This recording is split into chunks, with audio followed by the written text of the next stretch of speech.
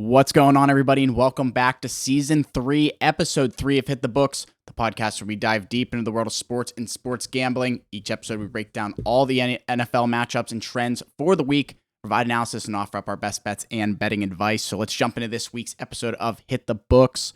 On this week's episode, we've made it through Week 1 of the NFL. Week 2 of the regular season is finally here, the week of overreactions.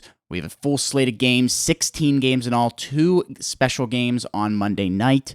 I'm pumped to get into this week after a glorious Week 1 of football. We also have some news from around the other leagues, the MLB, I believe a little, I don't think it's NHL, but we'll see what we have on the slate. Also this week, longtime listener, brother of Ace, Big Hoss, joining us this week, and we are curious to see what he's got for the Ravens this season. So excited to have him on. Don't forget to check out our live stream every Sunday morning. We are ready to showcase our 5 favorite games of the week and give our winning bets on them. Sundays, 10 a.m. on YouTube, Twitch, Rumble, Kick, and more. All right, boys, let's jump into this week's episode and introduce my co-hosts, Huff, Ace, and Mackie. Mackie, let's start off with you this week. What do you got for us? Yeah, Week 1 of the NFL is finally over. It feels like season's gonna fly by, but it's nice to see those Cowboys go to work. 40-0 win over the Giants. I'm the only person that can say I gotta win. Only person I could say I gotta win this week on this podcast. Those Yinzers over there not looking too good up in the Steel City, over in New England. Can't be upset about that effort, but still 0-1. So yeah, a lot to dive into after this Week 1. You said it, Mackie, not me. The Steelers, but let's shoot it over to Huff next. Huff, like Ace said, or like Mackie said, not a great performance out of the Steelers, but what do you got for us here, Week 2? Yeah, it was a tough Sunday on the card for me as well. I did avoid my Steelers on the card. I did not like them in that spot, and you lose, 30-7, something like that. Nothing was going for them. I did find a way to win some money on them. I took the Freiermuth first team touchdown. Took that, and I'm now a massive Aaron Jones fan. So Aaron Jones and Pat Freiermuth made my Steelers loss a little better. I feel that. I was on Steelers money line, but just was not the move on Sunday. All right, Ace, let's finish it off here before we jump into this week's episode. What do you got, buddy? Week 2 of the NFL. We're here. Yeah, like the boys said, so hyped to be back in football season. I mean, best time of year. It felt like a holiday, almost as good as Christmas when I saw Scott Hansen come on the TV. But great weekend all around. Excited to get diving into it. Card leader this week. Sad week for us, but we're only up from here. But I do have breaking news. Got Big Hoss on the line. He can't make it this week. Hoss, you got anything? Yeah, I mean, the Ravens are rolling, and I can't even get any word out on this. I mean, I'm going to have to go and buy a laptop just to be able to get the word on how Baltimore's going to steal the North. But if Huff keeps hitting those big bets, maybe he'll be able to buy one for me. Yeah, so like I said, Hoss not able to make this week. Hoping to get on soon. Laptop difficulties. Going to chalk it up to that one. He's going to go out and buy one for next time. But, yeah, ready to get going with the sports and football this week. Sorry to hear it, Big Hoss. Well, we'll have to figure out a new solution to get him in. I'll work on something. But no, he's going out and buying one now. All he has is the work computers. He went to go on it, and it was blocked. So he's like, I'm just going to buy one. Already asking me what I got. So if you got a good rec, send him his way. Heck yeah, I absolutely will. Alrighty, well, no Big Hoss this week. Little change in the schedule, but that's all right. We got lots of football to dissect, the whole Week 2 to go over, and I'm excited to jump in. Some notable dates to keep in mind. We will be in Dallas in 16 days doing our live stream all together there, as well as filming some content for the Cowboys-Patriots game. Real excited about that one.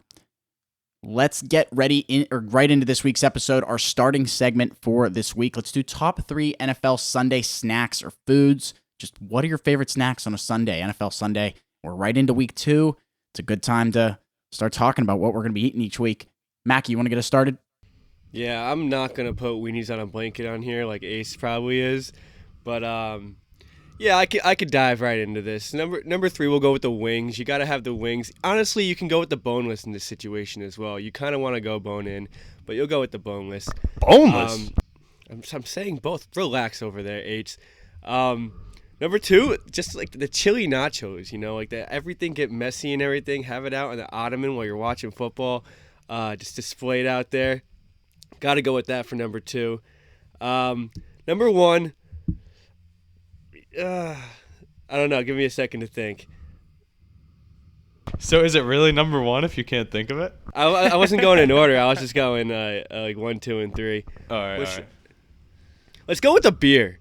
Just having a nice ice cold beer for the games. Yeah, definitely a cop out, but it's a good number one to say the least. Nice ice cold beer while you're watching the games. Can't go wrong. Mackie, I mean, you're not wrong. I was at my brother's house watching the games on Sunday. We had 2 TVs rolling, and what did we have? Pizza and Miller Lite. So beer counts in my book. It's a good one to put at 1. But I can probably jump into mine here. Mine's off the rip. Didn't even know we were doing this one as a topic today, but that's all right. Mackie, I like the call with the slop nachos at number 3. Those are really good. You can cook them up. You can find whatever you got in your house, especially when you're midday chilling between the 1 o'clock and 4 o'clock games. Like your team just lost. If you're me this week, you're like, what do I got? Oh, I got chips, some cheese. What else can we throw on? You can keep adding. That's my number 3. At number 2, I'm going to go with the wings. Bone in though for sure. Definitely gonna go with the bone in there. That's a good thing to pick up. Any kind really, just as long as you get some blue cheese on the side. And then at number 1, I'm gonna go with pizza. That's got to be number 1. Are you kidding me? Like if you ever go watch football anywhere, it's like pizza. Who's bringing the pizza? What do you want on your pizza? At least 2 of them there. So those are my 3. Can't believe we didn't hear the wrapped glizzies on Ace's top 3. No, we already maxed that out at 2 times this year. 3rd time, not gonna be the charm. Yeah, mine's pretty similar to Ace's. Number 3, number 3, I'm going to throw you a wild card, buffalo chicken dip. That's my number 3. Number 2, I'm going pizza. Number 1, Mackie, I feel like every football Sunday that I was spent at Morgantown with you, we got wings. Number Cajun 1 is wings. dry rub. Yeah, and every time you came up Papa to Pittsburgh, Allen's. yeah, you dry rubs are goated, dude. Yeah, you got to do the dry rub, the Cajun NFL Sunday. Nothing goes better. Pizza, wings, and beer. It's kind of like it's all together, but I got to go wings at the 1 spot. If I'd wake up at 12:55, I'd walk upstairs and then we'd walk to Papa Allen's. Perfect Sunday morning. Here's mine. I got buffalo chicken dip at 3 as well, Huff. I think it's just a classic, right? Number 2, I got the chicken wings. I'm ready for my 2nd annual Wing Fest on some Sunday here to watch some football, whip out the big-ass turkey fryer, and just go to town on some wings. And finally, at number 1, I got steak. Can't go wrong with a good piece of beef, whether you slice it up and put it on a sandwich or just eat it like a piece of beef. I mean, you can't beat like it. a piece of beef. Like Hyde Park before a Steeler game. Oh, Well, that's different. Yeah. well, that's different. But yeah, I fucked up on the no buffalo chicken dip. It should have been on there, but It's a staple. can't remake the list. So I gotta it's roll all with what I got. It's yours came from the heart. Yeah, guess so. good stuff, boys. Let's jump right into some of these NFL headlines we have before we jump into week 2. First one here. Announced on Tuesday, Aaron Rodgers is out with a season-ending injury due to a completely torn left Achilles tendon that he did on Sunday against the Bills. Just a tough scene for the whole NFL. You know, love him or hate him, you hate to see him go out with something such a big injury at such a high age for him at 38 years old. What are you guys thinking? Before Ace rips this apart, no pun intended, on the torn Achilles, but I'm pretty bummed out by this too. I was just as hurt as most Jets fans. I'm not gonna lie, I didn't take the Jets in that game. I did have a bunch of props. I did hit on them, but I watched Hard Knocks. I was just as excited to see him in a Jets uniform as every single Jets fan. And just as a football fan aside, seeing him in the Packers uniform for the past 20 years, kind of like when Brady went to Tampa Bay, it was something exciting, something new to look for. It's like, okay, I've only seen Brady in a Patriots uniform my whole life, so seeing him go to Tampa Bay was exciting, going obviously to win the Super Bowl. I'm not saying that's what Rodgers was going to do in New York, but I mean, when you only get 4 plays, I cannot imagine being a diehard Jets fan right now. I'd be sick. But whoever wants to step in here, I just wanted to say that. I was pretty bummed out.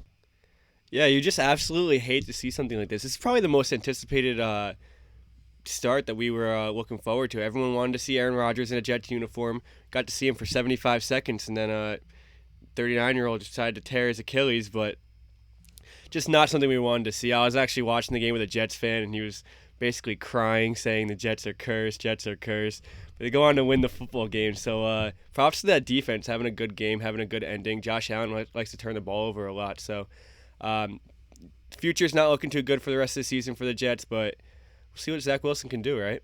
It's a good team. Aside from the quarterback now, that's all they needed.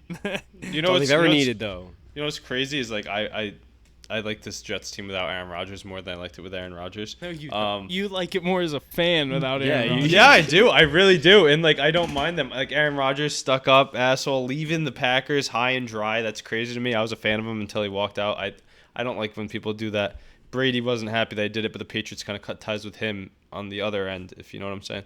So, yeah, going into that, like, crazy that they lost Aaron Rodgers. We'll get into that game. I mean, crazy that they won that game. But I think they're still a team to not be messed with. Where were they last year? They were right around that playoff bubble with the Patriots and the Steelers. It puts them literally right in that realm with the Patriots and Steelers. And that's not a bad spot to be. You're in the playoff hunt. Aaron Rodgers, terrible news there. But yeah, I think they have enough pieces and the coaching to still be a very good team. You don't want to play against the New York Jets. It's not a good place to be either. No, but I didn't think they were much higher than it to begin with. Honestly, I would have liked to have seen how Aaron Rodgers did because I don't know. Like, we had different views on what he would turn out to be. I thought he was regressing pretty quickly, and of course he's going to even faster now. But if he even comes back, dude, I truly don't think he's gonna play again. He said he was. You don't think he's going to rehab for that? But I could see Aaron Rodgers as the competitor he is. He doesn't want to go out like that, I don't think. The problem is it's at least a 9-month injury. When you're 39 years old, Yeah, you're it might 40 be coming longer. back from that. It's So he might even miss training camp next year. So I think he's going to want to come back. Does he come back 100%? Does he come back fully Aaron Rodgers? I don't think so, but I don't think he's retiring. I think he'll play another season. You know what's tough is, like, in today's NFL, you don't even have to be that good. Like, he would never be bottom of the league. He'd be mid-tier. But, like, his drop-off from what he once was, I wanted to see it happen in New York, not see him injure on the first play. The game's better with athletes like that. But, yeah, I had the Jets projected to finish last in my division, and I still think they could. But that defense is no joke. Yeah, I'll say I didn't have them making the playoffs before the season started, and I was definitely wrong. They could still make the playoffs now without Aaron Rodgers. They definitely would have made it with him. They're going to be a bubble team now, definitely. That defense is so good. Is good. Even though Sauce got picked apart. Best player on the defense got picked apart, and the defense still had one of the best games of the week. Jordan Whitehead made his incentive on interceptions in the one game. Granted, two of them were just airmails by Josh Allen being a dickhead, but yeah, he did have 3 interceptions in the same game, which is pretty cool. Josh Allen, dude, crushed me on the card. They were the -2. Would have had a big week if that swung the other way. 2-point swing. Yeah, he played terrible. Ball was so loose. Leads the league in interceptions the last 3 years. 2 years, whatever it is. But 56 interceptions I've seen. Leads in whatever time span it is. And get on Dak, though. Everyone wants to get on Dak. So much talent for Josh Allen, too. You don't. It's hard to understand the decisions he made. Dude, he's either the best, like, top 2 quarterback in the league, or he's one of the worst. I mean, it's crazy how this guy fluctuates with how well he plays. He's definitely, like, probably the most skilled quarterback in the league with his size and everything, the way he's able to move the ball, take hits. But he's just so stupid sometimes. Yeah. That fumble doesn't even look like it didn't even look like a designed run. It looked like he panicked because he fumbled initially, just tried to run it up the middle, ran into his own lineman, and gave the ball back with 4.5 minutes left in a tie game on their own 40, I think it was. So yeah, and you're not wrong. But going back to this Aaron Rodgers injury, we got to talk about that guy Zach Wilson who stepped in for Aaron Rodgers. I mean, he didn't do much, but he did just enough at the end there, running the ball in. I mean, he clutched it up there at the end, and they're gonna stick by him. We were talking about that today. I know, and I think the one thing that was kind of a bummer too is I was excited to see, like, not necessarily this year because I wanted to see Rodgers play there, but, like, I think that was going to be the exact thing Zach Wilson needed, was sit behind a guy like Aaron Rodgers for a year, maybe a year and a half, and see what happens. If Rodgers got hurt maybe next year, he would have been, like, no question, I'd be like, put him in there. I'm not saying he's not ready because he's been the guy there for the past year and a half. He's been a number 2 overall pick. He's dealt with this media before. But, I mean, he has a better team. He's stepping into a better roster than he's ever played with in the New York Jets. But I don't know. I think Zach Wilson was in a really good spot to sit behind Aaron Rodgers here for a year, maybe a year, like I said, maybe 2 years before Rodgers retires as a Jet. I don't know. But now we're going to have to see Zach Wilson out there and see what he can do. If you think about it, I mean, he still has that mentor. I mean, Aaron Rodgers is still going to be there teaching him through the entire season. Yeah, now if anything, here's my thing. I don't mean to cut you off, but, like, I think Nathaniel Hackett's done being the offensive coordinator. I think Rodgers is going to be the coordinator. Yeah, definitely. It's going to be like preseason all over again. If you watch any of the Jets games in preseason or Hard Knocks, Rodgers was standing there with a headset on the sidelines. He's going to be standing there with fucking one of those scooters or crutches and a headset. I guarantee it. Maybe not for a couple weeks after he gets the surgery and stuff, but I could definitely see him basically be their new offensive coordinator. They're paying him, so why not use him, right? I mean, they technically, Paying him more than Hackett. he's going to be a better option than Hackett, I can tell you that. Especially, like, Hackett's only there to coach Rodgers. Now he's not coaching Rodgers. Well, he's only there because of Rodgers, but Yeah, exactly. Even better. Exactly. So now he's not coaching. Now the guy they brought him there is not even coaching or playing. Mariners win. Cash it. Good stuff, boys. Another point here in the NFL. The Carolina Panthers head coach Frank Reich said that Reich. Reich said that J.C. Horn's J.C. Horn's hamstring injury is serious enough that he's expected to miss extended time. Horn could need surgery and may land on the injury reserved list for the Panthers. Tough scene there. He got injured in training camp, or was it this past week? I'm not exactly sure. I just saw this clear my phone today, threw this in here. I just don't think there's, for all the hope I kind of had for this Carolina Panthers team, I'm not saying there was a ton. Kind of surrounded by him. Yeah, I think him and Burns on the defense are the big two guys, and when you lose your guy over the top, it's going to be tough for Carolina because I wasn't too sold on Bryce Young's performance. I don't know about you guys. No, Yeah, he's exactly what I thought. Is putrid. I think I might have said this. I don't remember if it was on the podcast Sunday morning or if it was when I was watching football. That's the worst offense in football by far. Carolina? Atlanta looked good, though, Bijan. Bijan's the real deal. Yeah, but it was still too close of a game for playing against that Panthers team, in my opinion. Divisional matchup. Yeah, but still, like, you got to wipe the Panthers if you're any good, no? Didn't they beat him by like 10, 14? Yeah. And did you watch the game at all? It was definitely a close game until the end, but I think it ended up. But it wasn't clean, though. Like, Drake London had 0 catches. Like, none of their receivers. I mean, LJR kind of ate on the ground with Bijan.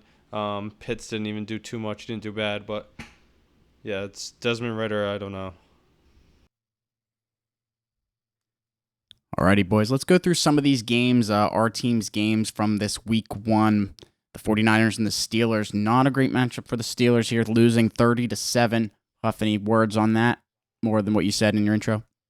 Nah, I mean, there's not much else to say coming out of it. We have a big game Monday night coming up against a divisional rival and the Cleveland Browns that looked really good in a home game against Cincinnati.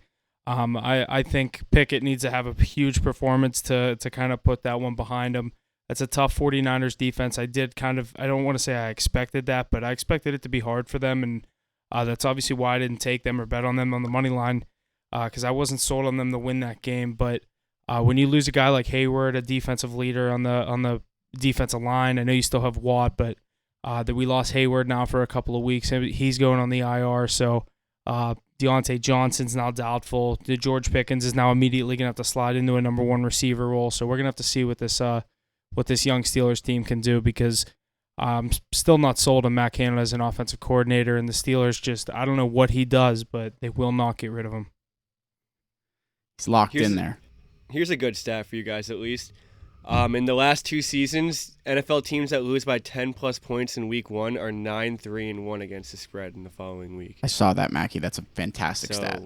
Looking good for you guys at home in a divisional matchup. Not something I would really want to fade, but yeah, it's looking good for those Steelers at least.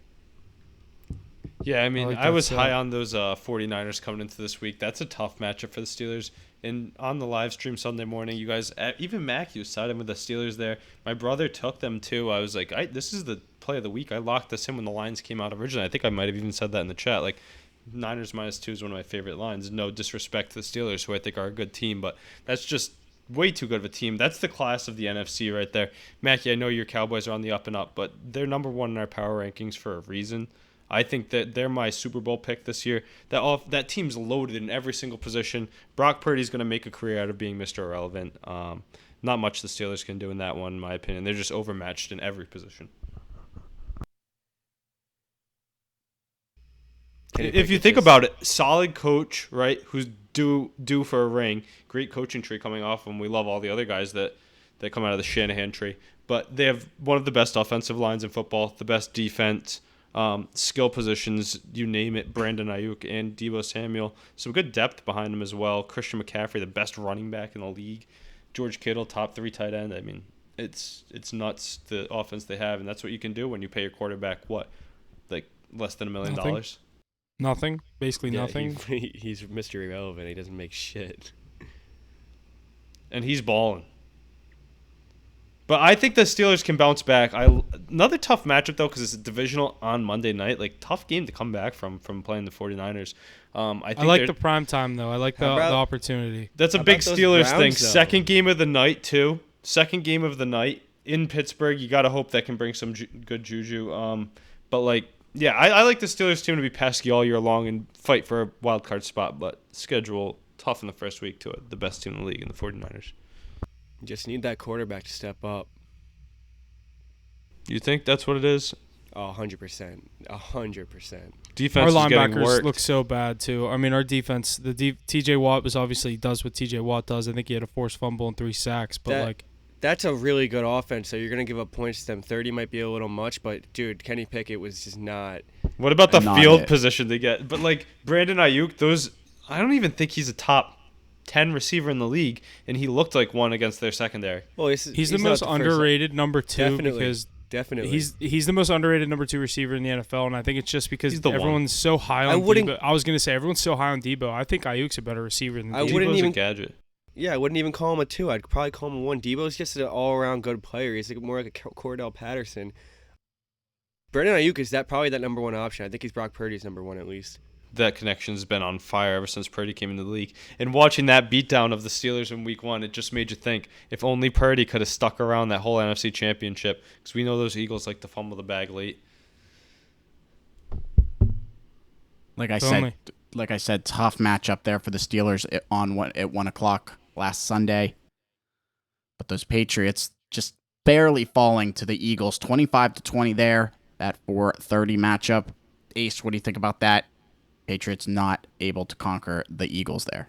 Yeah, and just as much heat as the Steelers just got from me. I mean, they're in the same exact spot as the Patriots. It doesn't matter by how much. You got to get the W's. That's all that matters week in and week out in this league. But the Patriots, I mean, crazy game if you watched it. Started off horrendous. Everybody in New England held their breath. They were shocked on Brady night, getting smoked after a tough pick 6 on Mac Jones. Bad ball, but tipped into the hands. Then Ezekiel Elliott fumbling on the very next play. We actually had a pretty good game. Just uncharacteristic plays on Belichick teams. But they came storming back with that top-end defense, really shutting down an elite offense, an elite quarterback, MVP candidate with superstars all over the field. O-line, great. That defense even, really good. Mac Jones, 3rd or 4th in the league in passing yards after this week. I know it's kind of some garbage time and gifted great field position, but I mean, that's a tough defense, and he played the part. Hunter Henry and Kendrick Bourne stepping up.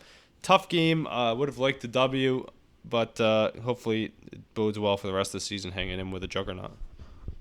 Mackie, yeah, what do you got?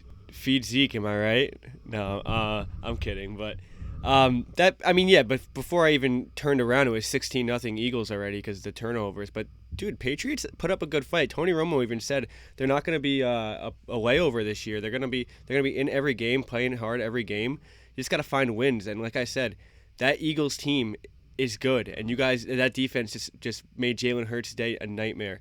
And like I said earlier in the season, nobody really believed me, but I think Jalen Hurts is going to have a little more of a down year. Not a bad year, just nowhere to where he was last year. Regress a little bit. Because that's what happens. Quarterbacks like him, defenses know how to manage and adjust to players like that. And the Patriots did it perfectly. Matt Judon stalking him the entire game. He couldn't really do anything. He had one really good extended play 3rd down that I saw, but other than that, he really didn't do what he was doing last year. So, but that Patriots defense is definitely one of the best defenses in the league, and they're going to keep him in a lot of games this year. If that game wasn't 16-0 before I could even turn around, I think you steal that one. Ace, I don't want to cut you off here real quick, but I was watching that game. The one thing I did notice about how you said Jalen Hurts is going to be different than last year, 4th and 2 or 4th and I think it was 4th and like a long 1. Last year, we all know they're sneaking that. They're pushing Jalen Hurts' ass up over Kelsey's back, and he's getting 3 yards out of it. I don't think they snuck him once. It was 4th and 1, 4th and a long one. They were in the shotgun. So they paid him. Now they don't want to use him the way they did last year. So we're gonna have to see how effective that is with him in the pocket. Yeah, and like I honestly thought this was a poorly coached game on both sides of the ball. I mean, both teams making questionable decisions. Like you were saying, they weren't running with Hurts, but all game they were consistently getting 3 yards on the plunge with Kenneth Gainwell. They should have stuck to that to run the clock out. They've run with Jalen Hurts and gun empty when they're icing the game. Forced fumble, great play by Jabril. But then the very next drive, 4th and 2, a Patriots offense that's been stalling out a lot. Why are you not punting that ball, going for it on 4th and 2 for the kill shot, coming up empty again? A.J. Brown, the only one on that side of the ball playing well. I just thought Sirianni didn't make the best decisions. But then Belichick and the offensive play calling on the other side, I mean, we had chances to run the ball, take yardage, take threes, and we couldn't get them. Penalties hurting us large on that 2-point conversion, Huff.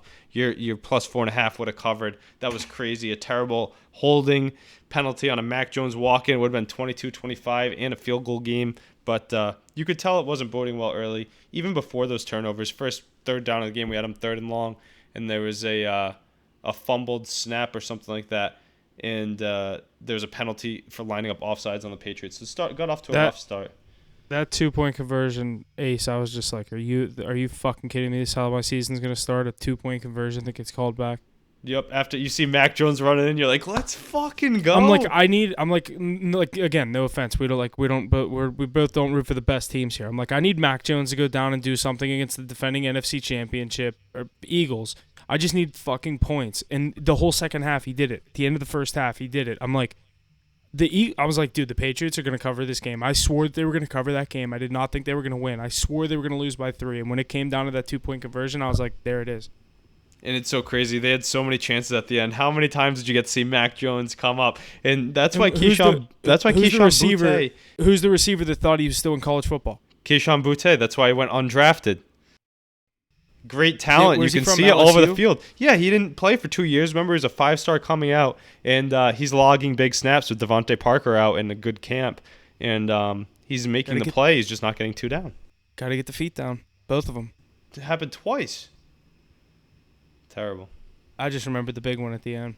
Oh, my God. But also, like, dude, go to Hunter Henry, Gesicki. Oh, like, why aren't they using You're preaching them? to the choir. You're preaching. What about at the end of the game? They had 2nd and 5, getting knocked out of field goal range and easy first downs. I would just keep moving the chains. You're getting 5 yards of pop. Let it rock. Like, let it ride. That's like, I was screaming at my TV for Pickett to just throw it to Freiermuth, but then I'm like, okay, there's a good reason that they're not. They had Fred Warner literally just shadowing everything Freiermuth did. I'm like, okay, he's useless now, so, like, take him off the fucking option list. But, like, I'm watching the Patriots game. Hunter Henry was wide open up the middle almost every play. That one-handed Mac Jones snag. just doesn't want to look at him. That was ridiculous. On 4th and long. Also a terrible throw by Mac Jones. Oh my God! But we'll take it, Hunter Henry. But no, I think that's a weakness of the Eagles team that I was hoping they would exploit more, and they started doing it in the second half. But if you're looking where they have a weakness, it's their linebacking position. They lost what's his name, T.J. Edwards in free agency, and they haven't been able to replace him. And if you have any tight ends, you can take it to the middle of the field against the Eagles. It's only right. I had to get my boy Hunter Henry in that crazy bet that I hit. I was looking for the next touchdown on the Patriots game. I'm like, old reliable, bang. Yeah, shout out Huff for that hit. That was crazy. What was it? 5 to win 2. Yeah, it was crazy. Plus like 30, but it was basically like plus 40,000 odds. That's nuts. Way Unreal. to be. Alrighty, Mackie, and over to you. The Cowboys just taking care of the New York Giants. We talked about it in the live stream, that primetime game on Sunday night, 40-0 for them Cowboys. What do you got? Money team. Ace hit it on the card. I did not, so I can't really gas Jesse them up did too too. much. I did too. Oh, Jesse, yeah, you did. You're right. Mac, But, me and you both stayed away because we didn't have good Sunday. I was 1-5 on the week. I didn't want to tail my dogs and then fucking get beat again. But absolute shit show by the Giants. But that Cowboys defense is legit. And after week 1, they're the best defense in the league. I don't care about the Niners. I don't care about the Jets. That defense is stellar. And more the pass rush than anything. And they had 5 turnovers in that game. It's just absolutely incredible. The problem is I didn't really get to see Dak. I didn't really get to see the offense very much. Any first down he needed, he pretty much got. But the offense wasn't moving too quick because it was 14-0 before I could even manage what was going on with the turnovers on defense. So that defense is definitely something to be reckoned with. It's going to carry us all season, but that offense still has a lot of question marks. Didn't really get to see him a lot. Dak looked good, though. I was salty because the defense got the first touchdown, and then when they were driving down the field, he looks right to fucking Ferguson on the goal line, just like he always does with his tight ends. I had him first touchdown plus 2,000. He hits him with the one hand. I'm like, who do you think that is? Fucking Odell Beckham Jr.? He's not catching that. Throw it to his chest, Dak. What's crazy is, dude, that first drive of the game, Giants just went down and did what they wanted to do. We blocked. That block changed everything. We blocked the kick, and it was like an absolute a switch that flipped in their heads or something. But they just were a step ahead the entire game. Micah Parsons, absolute dog. I think we had 7 sacks, which is ridiculous. 5 turnovers. Dorrance Armstrong had 2. Parsons had 2. We put up just crazy video game numbers. So this Cowboys team, I said in the beginning of the season, I said I never get my hopes up too much with them, but they just proved a lot in week 1. I'm going to overreact. Fuck it. And you know what's crazy is I was the only one who picked them to win this division. I think they can get it done. I think they looked like one of the strongest teams. I still like my Niners in the NFC, but I think this team is very complete at every position.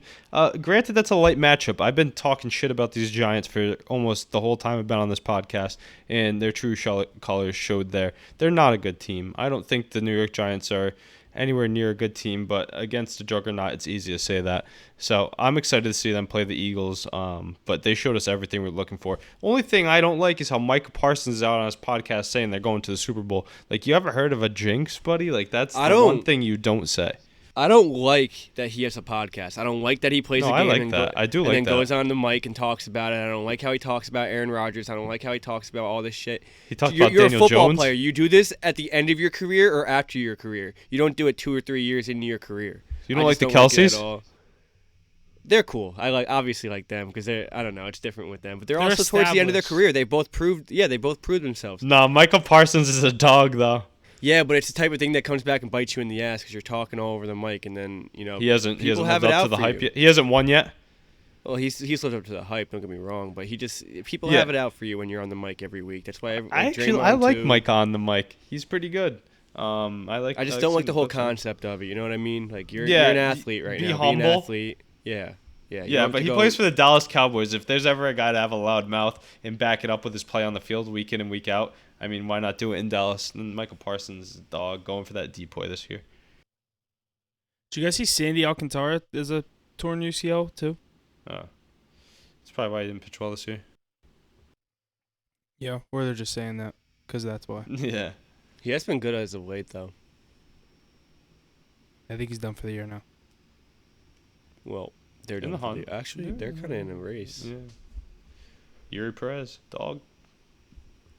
You're going to need him now. Oh, he's already been up. I know, but I'm saying, like, he's sliding up in the fucking rotation now. What is he? Is he 19 or 20? 20, I think, now. All right, where are we at? Oh, we're at the fucking slate. All right, yeah, let's get into the fucking week 2 slate. It's time. Week 2. We're here. We're ready. Let's do it. Our power rankings for this week are as followed. Number 5, the Kansas City Chiefs. Number 4, the Miami Dolphins, helping me cash that over in week 1. Number 3, the Philadelphia Eagles. 2, the Dallas Cowboys. And coming in at number 1, the San Francisco 49ers, taking down the Steelers there in week 1. That's our power rankings for this week. Any thoughts before we move into week 2? No, that's a solid list. I like to see the Dolphins up there. They're a great team right now. Not much else to say for me. The top 3 is pretty not up for argument in my opinion. And the Chiefs, they lose, but they were number 1 going in, so they slide to number 5. Not much else to say about it. Yeah, you still got to respect the Chiefs, but, coming off a loss. Yeah, I like these rankings a lot, but you got to keep the Chiefs in there, especially without Travis Kelce. I hate making excuses. Tom Brady never got him, so Mahomes shouldn't either. But, yeah, I mean, they can't fall out of the power rankings after a week 1 loss. Like, come on.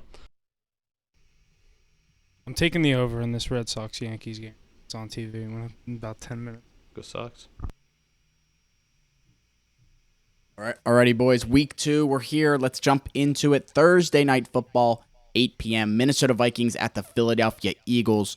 The Eagles are the favorite here, 6.5 points in their favor. Their money line minus 270. Vikings money line plus 220 in the total at 49.5. Vikings not winning last week. Eagles did win last week. Trends I got here. Vikings 2-9 against the spread in their last 11 games at Philadelphia. The over is 19-8 in Minnesota's last 27, as well as 8-2 in the past 10 Vikings games as road dogs. Again, the over 8-2 past 10 Vikings games as road dogs. Eagles 7-1 straight up, 6-2 against the spread in their last 8 games played on a Thursday. Mackie, get us started here. Thursday Night Football, Week 2. Yeah, kind of a nightmare situation for the Vikings coming off a really tough loss to a pretty weak Bucs team on their home turf, having to go to Philadelphia on a short week, play at the Link on a Thursday night. Not a team that I can really put my money on, but the line is moving in their favor. It started at 7.5. I'm seeing 6.5 right now. Yeah, if anything, I lean more on the under, but this is just a really bad situation for Kirk Cousins and those Vikings. They didn't look too good. That defense doesn't look good. We'll see what they can do on Thursday night. Yeah, I'm locked in on this first half under. I let it slip away from me in that Giants game and the Monday night game. The Monday night was the. I'm blanking. Bills. Who played Monday? Bills. Yeah, Jets. that was the one that soared under. That was the one that I liked it and I didn't fucking take it. So I played it. I'm going with it here with the first half under with the Vikings and the Eagles. I don't really have too much of a play as far as the side. I do think I'm going with I might sprinkle. I like Jefferson to score the first touchdown. I do like Jefferson here, Huff, and if you remember last year, he was kind of shut down by big play Slay, so he has to have a revenge tour as the best receiver in the league. Expect him to eat this week, just like he did last week. But for the game, 7's a big spread, and I think these Vikings got to have a bit of some grit coming back after a tough loss to the Bucs. I do like the Eagles here. I think they were kind of shut down in New England, and they didn't have to do much, but they still walked out with a win. So they're 1-0 going home, feeling good about themselves in the prime time. I think that Jalen Hurts and Co. get going. I like Jalen Hurts to score a touchdown this week. He didn't get in last week. You know he's going to. So you might see that on my card. Also like the Jefferson receiving yards, but I do lean the Eagles 7, but don't know if I want to play that. I think it'll be a good game, though, nonetheless. Two solid teams, playoff teams from the NFC last year. I agree with you there, Ace. Going to be a great Thursday Night Football matchup. Tough to say what I'm going to take, but we'll get there when we get there. Let's jump into Sunday here, 1 o'clock. The Packers and the Falcons ready to get us started in Atlanta. The Packers are the favorite here, 1.5 points. Their money line minus 112. Falcons money line minus 104 in the total at 40.5. Both these teams getting a win last week. I don't have any trends on this game, actually. Who wants to get us started? I'll get us started here. I'm big on this Packers team. I definitely underestimated them coming into this year, Ace. I know you had them over on the win total, and you said that they could be competing in this division. I definitely think that they could be competing, especially after the way they looked in Week 1. I'm very big on Jordan Love. I'm obviously big on the running backs that they have there. They did that with all that without Christian Watson. That was with Romeo Doubs at the number 1. I think all things are going up for the Packers. Their defense looked really good against us. I mean, the Bears didn't look very good, so take that for what you will. But I think I like the Packers to come into Atlanta and get a big win here. Yeah, I like Jordan Love too. I underestimated him coming into the season. A pretty good game. He threw for 250, 3 touchdowns, 0 interceptions. But again, he played the Bears, and I fell into that trap. I thought Justin Fields was going to have a little bit of a better game. He won Week 1 last year against the Niners at home, but he just absolutely terrible. That Bears team is not good. Offense is not good. Defense is not good. So Jordan Love had a pretty easy Week 1. You're going on the road here. You're going into Atlanta. Atlanta also not a stellar team, but coming off a nice win in a divisional matchup. I lean Falcons here. I do. 2 young quarterbacks. Give me the home team, the more well-rounded team in my opinion. I think it was more of a fluke win for the Packers. I don't think they're really going to have that good of a season. I don't really think they're going to be in the running for that NFC North. But Jordan Love. You think the Falcons are the better, more well-rounded team with Bijan? And yeah, definitely. What do the Packers have? Dude, Packers Aaron were Jones, 9-8 AJ last Dillon, year with Aaron Rodgers at quarterback. Christian Watson, Ace, you're muted. Romeo Doubs. Christian Watson is on his rookie or second year. Let me jump in here on this game real quick. Well-rounded teams. I'm going to side with Huff on the Packers here. You're not going to say either team is very well-rounded at all. Yeah, no. But first off, this game. If Rodgers is still in Green Bay with an Achilles on his leg, they're a playoff team in my opinion. They went 9-8 last year with Rodgers. They're a way better team than that. They're a way better team. Yeah, they're a way better team this year. Come on, they were very injured. No, they were. So let me get my point on this game. This game could go either way. Both of these teams trying to figure out their identity this season and hoping to be in the race after a surprising Divisional Week 1 win against weak teams. But I'm gonna lean towards the Packers here, just for this reason. This football, we see it now. We've talked about it last year. We haven't talked about it much this year. The game is still won in the trenches on both sides of the ball. The Packers line up very well. Led by David Bakhtiari, they have a good O-line out there in Green Bay. They also have a great D-line. And then when Rashawn Gary's healthy, one of the best players in the league. They have Jair Alexander healthy. There's a lot of other names on that defense that can turn up. And then on the other side of the ball, Aaron Jones and A.J. Dillon could be the best duo in the league at running back. Aaron Jones is electric. I know he's always on the trainer's table at some point in the game, but when he's on the field, he's dynamite. And when he's not, A.J. Dillon's a bruiser, and he gets the job done. Christian Watson didn't even play last game, and they looked good. And this Green Bay team, they're a quarterback factory with Jordan Love on that side of the ball. I think he's going to turn into a good player in this league. But I'm not gassing them too much. I think they'll be kind of like the Patriots and Steelers of the NFC. I think they're going to be right in that wild card hunt. But I do really like this Atlanta team. They have good pieces, not so much in the trenches like we normally talk about it, even though there's a few names on each side. Grady Jarrett, I believe, and then they have a nice O-lineman as well. But Jesse Bates, what do you have, 2 interceptions? That guy's a great addition to that defense. He looked the lights out. Terrell was good. And then on the offensive side of the ball, we saw Bijan and Aljair. I'm just scared that they can't expand past that run game. If they play someone like the Tampa Bay Bucks, they might lose that game just like the Vikings did because they're so one-dimensional. I like the Packers this week, though. I like them to go on the road and get to 2-0 and compete for that NFC North. Yeah, I don't think they'll be there at the end of the year. Like you said, it might be a fringe wild card team, but it's a weak division. That could be one of the weakest divisions in the NFL. The NFC North. It's the third weakest. Obviously, the Souths of both sides, everybody's going to jump out to, but when you get past those garbage cans and you look, it's the NFC North. That's the next weakest division.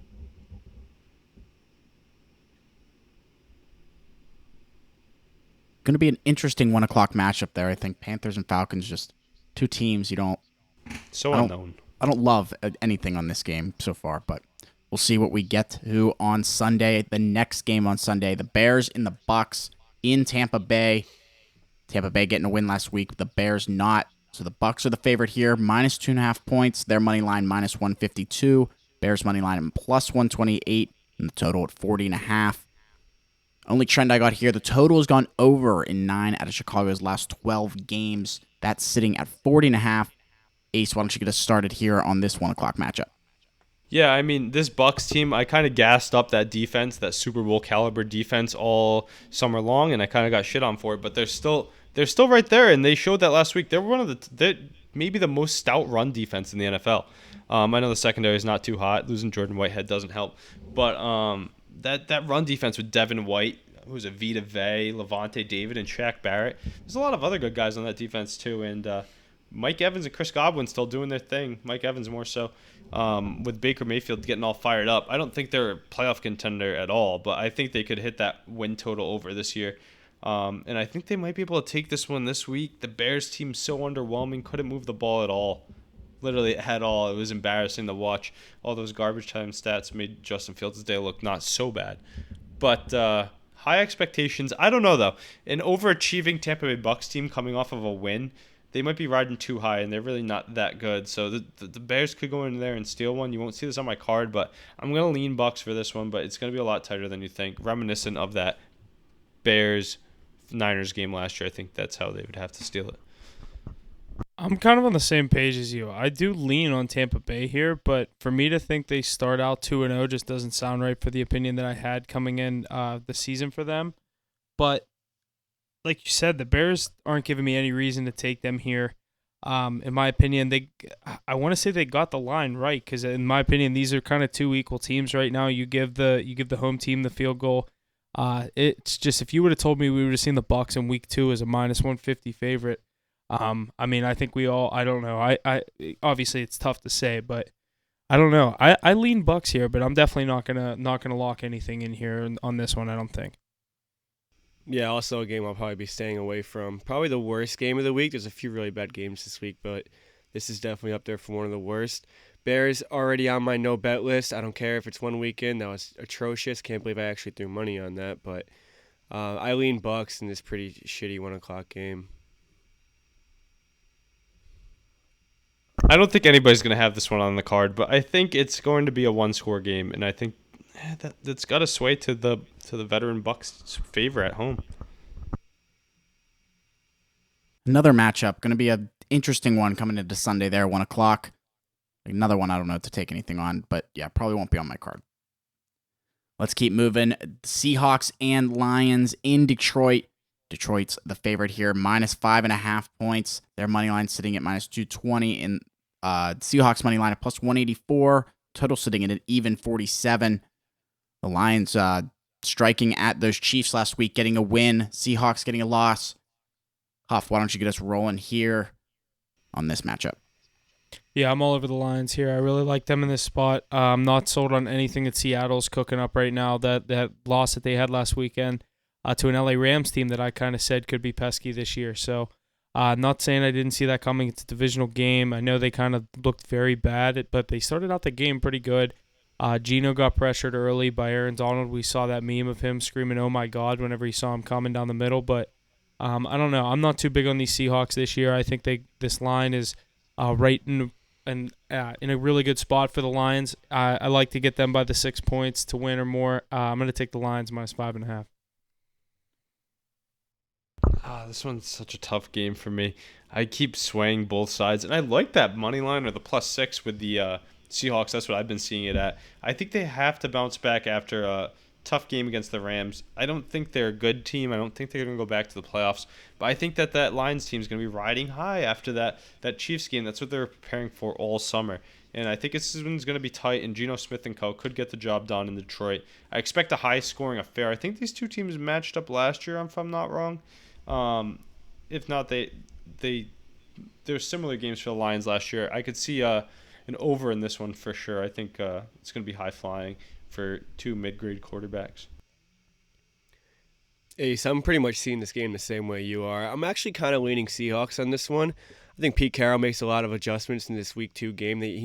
That team came out last year with no expectations, and they came off of a nice Week 1 win and kind of rode that momentum the entire year. It's a different team this year, different expectations. You come off of a pretty tough Week 1 loss, and you gotta bounce back here on the road. Lions the entire offseason were just focused on one game, one player, Pat Mahomes, and they got the job done. They did what they needed to do, but they never even thought to look past that week to look at the Seahawks. So I'm going to take Pete Carroll here and take the Seahawks +6, but I think it's going to be a really good game. I think the Lions are, like you said, Ace, Lions are riding high right now, coming off beating the Chiefs Week 1 on Thursday Night Football. So give me the Seahawks here. How much belief does I like that take, Mac? I agree completely. How much faith do you have in this Lions team if they can beat the Seahawks here? Does that build the hype for you at all? If it's a 7-point game, I mean the line makers got it pretty much right. But if they win by 14, 15 points, I'm going to say this team's definitely one to be reckoned with, and they can finish with at least 12 wins this year in that weak division. So we'll have to see how this week goes. You can't overreact after Week 1. Nice Week 1 win. No Kelsey late, so that brings in a big factor in that game. But if they can blow out a Seahawks team who really isn't bad this week, back-to-back weeks, two big wins, they're definitely one that I would be worried about. Yeah, you know what? That Lions team, though, I'm so excited to watch when Jahmyr Gibbs can break out and they can give him a full workload because everybody's waiting for that in the Chiefs game. And when he touched the ball, he looked great. I know D-Mott's going to play in that Jamal Williams role and get into the end zone and whatnot. But I want to see Jahmyr Gibbs with the ball. He looks like a good player, very flashy. So it's an exciting team to watch. Like I said all year, I'm not high on the Lions, but I think they're going to be must-see TV all year. Yeah, you gotta feed Jahmyr Gibbs. 6 points is a lot for Pete Carroll, though. I like that a lot. It's a very interesting line to me. It definitely popped out at me. I was like, it could be a hard consideration. It's moving down too. It started at 6.5. I'm seeing 5.5 now.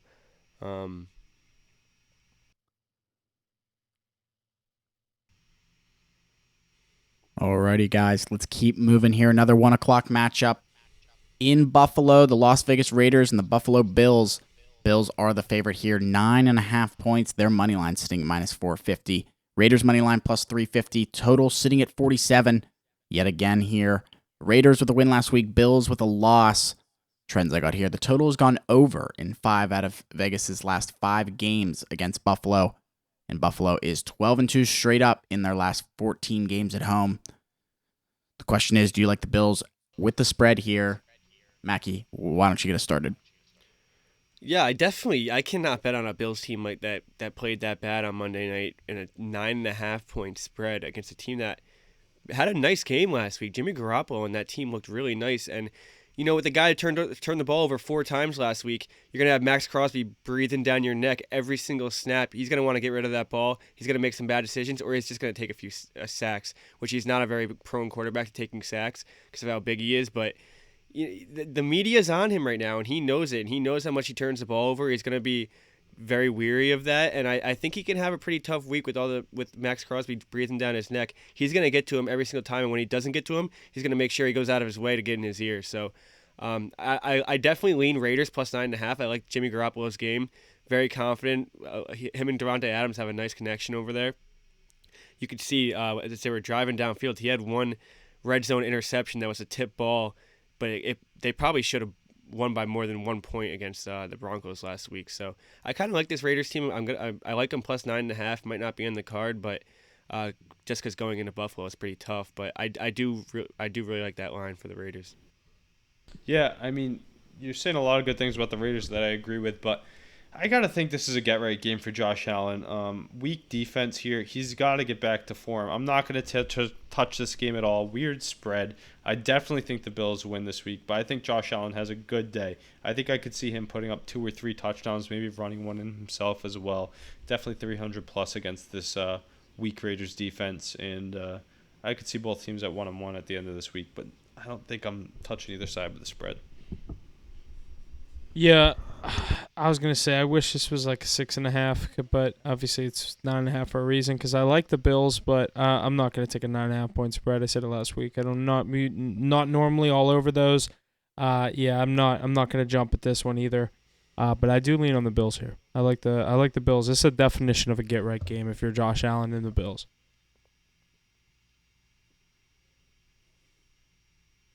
You guys said it. Yeah, definitely a get right game for sure. 9.5 points is a lot. Not sure what I think about that one. Next game here, Chargers and Titans in Tennessee. Chargers are the favorite here, -3. Their money line sitting at -154. Titans money line plus 130. And the total sitting at 45. No losses for both teams here in week 1. Let's see what trends I got. The Chargers, 12-2 straight up in its last 14 games against Tennessee. 7-3 against the spread in their last 10 games on the road. And the total's gone under in 11 of Tennessee's last 13 games at home. Ace, why don't you get us started on this one? Titans and Chargers in Nashville. This is my play of the week, I think. Chargers -3. I think they're going to smoke them. They're going to put up way too many points. They're going to bounce back after a tough loss last week where their team played well. I like all the weapons they got. Going to see Austin Eckler get in the end zone again. I just think that this Chargers team is actually a very good team. Upper echelon of wild card contenders. Maybe they could push the Chiefs for the division, but I don't know about you guys, but I'm loving -3 going down to Tennessee. Yeah, I like it. It's kind of giving me the same vibes that Saints -3 did last week against this same Titans team. And if Mike Vrabel's down 4 points, he will kick a field goal because he doesn't care about winning the game, I guess. He just cares about covering a fucking spread. He knew what the spread was. Yeah, believe me, that was the most annoying beat I had in week 1. That Saints -3. I'm getting the same vibes from this one, but yeah, give me the Chargers -3 for all the reasons you said. I think the Chargers bounce back big here. Yeah, feed me Titans +3 and the money line. Trap game of the week, in my opinion. I think the public is going to be all over the Chargers. And like we said, Brandon Staley running that Chargers defense, going to be terrible. We saw it last week. Tua picked him apart. And guess what? Justin Herbert still cannot win a big game. This is definitely one that he can win. Don't get me wrong. He probably should win it. But everything I've said about this guy has been true, and everyone wants to shit on me for it. But it's the way it goes. It's the way it always has gone. And until he proves me wrong, he's not going to go into anywhere. And I'm not gonna take him against the Titans -3 on the road after he can't win it. He can't win a big game. He can't do it. The numbers are all there. He puts up the numbers. He makes it look good, like it's not his fault. But again, year in, year out, he loses football games. So. Feed me Derrick Henry against that defense, the weak defense that's supposed to be so good. Got picked apart last week. Derrick Henry's going to run all over him, 200-plus yards, give me Titans +3 and on the money line. They just duked it out with one of the best teams that we pegged to win the AFC East this year. I mean, I don't know how you're acting like that. Tua is a bad quarterback. He's like a dark horse MVP candidate. Getting picked apart by Tua. They got picked apart. But that's the best receiving core in the NFL. Doesn't matter. You go up 38 points. You're not one of the best defenses in the league in week 1. No, I don't think they're the best at all. But I'm just saying, like that's a tough draw. They're looked at as a top 7 defense, I'd say, and that's definitely nothing that I saw in that game. I'd say they're like 10 to 12. I don't know. It's close, but you know what? You're very right with your take though about the big games for Justin Herbert, but I just don't see this as a big game. I see this as a game where the Chargers roll. I could see them win 34 to 13. I over-exaggerated. Not a big game at all. Definitely one that he can go in and win, but I can't bet on this Chargers team. This Titans team kind of surprised me as well. They're more well-rounded than I thought they were, and that Saints team is also pretty good, but they stay in games. They stay close in games, and this is definitely one where the public's going to be all over on the Chargers, so for that reason, I also lean the Titans, but you're gonna take it though. No, I didn't say. I don't know. You said +3 and money line. Yeah. Well, if I'm gonna take the +3, I'm gonna take the money line. But I'm definitely leaning to put this on my card. It's not a lock on my card yet. But that's crazy. I feel like they should be getting 6.5. Yeah, you think so, right? So does everyone else. I know, and it does scream trap game. That's a good point. But like you say it yourself, big games, but like look at Justin Herbert's career. What is he going? He's always got double-digit wins, right? Like he rolls in a lot of games, and this is one of those games where I think he just has like a Justin Herbert day. Like he's still a great quarterback. Yeah, we'll see. Brandon Staley, just come on, man. I love this -3. This is like my favorite play of the week, maybe. I think Justin Herbert, Austin Eckler, like. They're going to have a big day. might be out. Oh, really? But still, Josh Kelly went off last week. Yeah, if Eckler's out, I don't like this game as much. I that might make me switch here because I think this could be a big Derrick Henry day as well. I think there's a good chance he is out, too. I just don't think they can contain that Justin Herbert offense. I mean, they scored 35 points last week. Did you watch the Titans game? It was a struggle to put numbers on the board. Against the Saints defense. The defense looked pretty good. Saints defense is good. Yeah, but how much better is the Chargers offense than the Saints offense? Millions times. Yeah. No, okay, don't get ahead of yourself there. It's not millions times, but the Saints looked really bad. The Chargers are scoring at will. That's a new quarterback and a new team. I give them. They still picked up a win. No, I'm not trying to bash the Saints, but I just think the Chargers are that good on offense. I think they're like a top. No, I see what you mean. Offense. I'm just so sick of hearing how good this Chargers team is, and they just constantly lose games. But that's a good matchup. We're super high on the Dolphins. Like they're good. I don't think the Chargers are Super Bowl. I don't think they're Super Bowl contenders. I think the Chargers are just above the Patriots and Steelers in the AFC. That's where I put them. Like they just have a way better quarterback than both of them. And I think I like the Patriots and Steelers when they play them too. Like I'd probably take them. I think they beat them. But like where you put them every year in that ranking, like the Chargers are a type of team that beat the shit out of bad teams. But maybe the Titans aren't a bad team because Mike Vrabel doesn't coach bad teams. I don't think the Titans are as bad as we really thought they were. I think they're a little more well-rounded. Ryan Tannehill's still in there. He's not bad. It's the same team, Mackie. We were talking about that when we bet the Saints. It's always the same team. I was kind of under the over there too.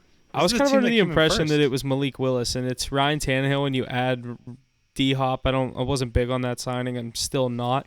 The offensive line is belittled a little. That's the only difference. It has. Derrick Henry is not affected by that. I just don't believe in that defense at all. He didn't get in last week, Mackie. Yeah, he still put up the yards, didn't he? I think he only had I don't know. Actually, I'm not sure. I don't want to quote myself. That Saints defense is a lot better than that Chargers defense, though, too. Yeah. We'll see. I don't know. I could definitely be 100% wrong on this, but I might just totally stay away from this game. This does seem like a weird fucking line. I bet you see at least 80% on the Chargers. Definitely got to keep an eye on that money there. If there's a lot of money on those Chargers, I'm not touching them, but going to be an interesting matchup. And now a message from one of our partners. Hey, Matt. Hey, how's it going, fella? Pretty good. Have you heard of the Black Lincoln Collective podcast? I have not. Could you tell me more about them? They sound great and hilarious. Yes. It's about 3 guys that just shoot the crap and just hang out. Oh, that sounds like what I'd like to do in my spare time. Hang out with 3 dudes I've never met before. That's right. And they make noises all the time. Where can I hear these geniuses of men with huge penises? I don't know. I think we've gone over 30 seconds. Doesn't matter. Just say the fucking website. Let's keep it going. Colts and Texans in Houston. The Colts are the favorite here, just -1. Their money line -126. Texans money line at +106. And the total at 40 even.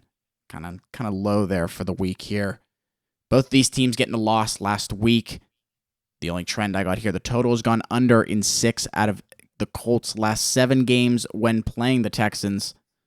So going to be a low game as the total already suggests. Mackie, why don't you get us rolling here? What do you think? Yeah, 2 rookie quarterbacks going up against each other. You're going to see one of them get their first win here, which is pretty cool. I like both these quarterbacks. I'm definitely higher on Anthony Richardson. I think the Colts are also a better team. They put up a fight last week against one of the best teams in the league, the Jaguars. Jaguars late game touchdown put them over the spread. They won by 10, but Anthony Richardson was knocking on the door final 2 minutes on the 10-yard line. Couldn't get into the end zone to cover that spread. I missed out on that one, but this Colts team was in that game against one of the best teams in the AFC, in the league, in a divisional matchup, and they're in another divisional matchup this week. So I do lean Colts in this one. Not crazy. I do kind of like C.J. Stroud. I think the Texans didn't really do well last week, but they put up a good enough fight against the Ravens. They had no real expectations going into that game. But I'm not going to take a play here, but I do lean the Colts and Anthony Richardson. Yeah, Mackie, I agree with you exactly. The first thing I think of when you see this game is people probably think it's gross, but this is a good game to watch. I think this screams like good game on Sunday. Like you'll probably throw in a parlay of some sort. I'm sure you guys touch like every game through a long shot or something. So I know that I'll have the Colts and something like that. But on a card, I don't think I'm going to play anything big on them at all. Not super high on them. But I think they do get the job done. I think Anthony Richardson has a good game, but I think Stroud does too. I think it would be a high-scoring game maybe. I could see like 24-21 and last possession kind of wins type thing. But I think the Colts get the job done. Anthony Richardson showed me enough to encourage me to buy in for this week. Yeah, I don't have much of an opinion on this game. Like Ace said, I think this could be kind of back and forth. I definitely could see the Texans steal this game, so I'm going to stay away from this one, especially we saw Anthony Richardson look like he got a little banged up at the end of last week, so if they keep using him like that, we'll have to see how durable he is out there. But, yeah, I'm definitely not sold on going Colts this week, so stay tuned. I don't know, I might throw something on this card, but, yeah, I definitely lean on the Colts here, but don't hate the Texans. Good stuff, boys. Let's jump into one of the matchups we'll be talking about on our Sunday live stream, live at 10 o'clock on Sunday morning. The Ravens and the Bengals. Bengals at home and favorited -3. Their money line at -166. Ravens money line +140. The total at 46.5. The trends I got here: Ravens 19-4-1 against the spread in their last 24 games as the underdog. The under is 12-2 in Cincinnati's last 14 games played in September, and the under is 15-6 in Baltimore's last 21 games. So, Bengals not winning last week, Ravens getting the dub. Who wants to get us rolling on this one without no big hoss to get us rolling on this one? Who wants to get us rolling? Yeah, I mean, I can get us going on this one. This is definitely one of the games of the week. One of the ones you're going to want to watch. How is Joe Burrow and that Bengals offense going to bounce back after a 24-3 loss to the Browns? 2 divisional games in a row, going on the road, losing to the Browns 24-3. I think Joe Burrow had 81 passing yards. Absolutely nothing going. Didn't even look like he wanted to play football, but you got to wonder how they're going to bounce back. I do like them to bounce back this week. You're at home in another divisional game. You cannot start in the division 0-2, especially this division. And I think Joe Burrow is still top 2 quarterback in the league, and he has all the weapons. You have Lamar Jackson on the other side, who also didn't have one of the best weeks last week. Got the job done against a pretty weak team, but these divisional games, you got to win the home games. And I don't really love the 3.5 points, especially with the hook, but I think the Bengals get the job done at least. Yeah, Mackie, this is going to be a good one, like you said. I don't know how Joe Burrow and the Bengals are going to get bounced back. He really showed a lot of rust of not playing in the preseason and coming off that injury. Getting shut down by that Browns team last week. I'm not too high on those Browns. Great pick by you, but didn't see that coming. But now it makes me kind of worried against the Ravens. And I know they didn't play very well last week against the Texans, still won in a careless game. But their defense is pretty tough. That Roquan Smith guy, number 0 on the other side of the ball, players finally wearing 0. He looks pretty good out there. He could be one of the best linebackers in the league. Lamar Jackson, I expect him to play better than he did last week. Interested to see how they handle the reps at running back. I know they have Melvin Gordon on the roster, but I'm leaning Ravens here. I think Joe Burrow is going to need another week to shake the rust off, but this will be a fun one to watch. I like the Ravens to win this one outright, though. Yeah, I'm looking right now at the spread. I think it's Bengals -3, -120 on FanDuel. So if I can get the -3, I like the Bengals here. Definitely lean on, like Mackie said, I like a bounce back game from Burrow. I think they get right at home. It's a 1 o'clock game, divisional game. I definitely lean Bengals. I also like the game to go under. So the 46.5, I like the under, and I like the Bengals -3. I like the under as well.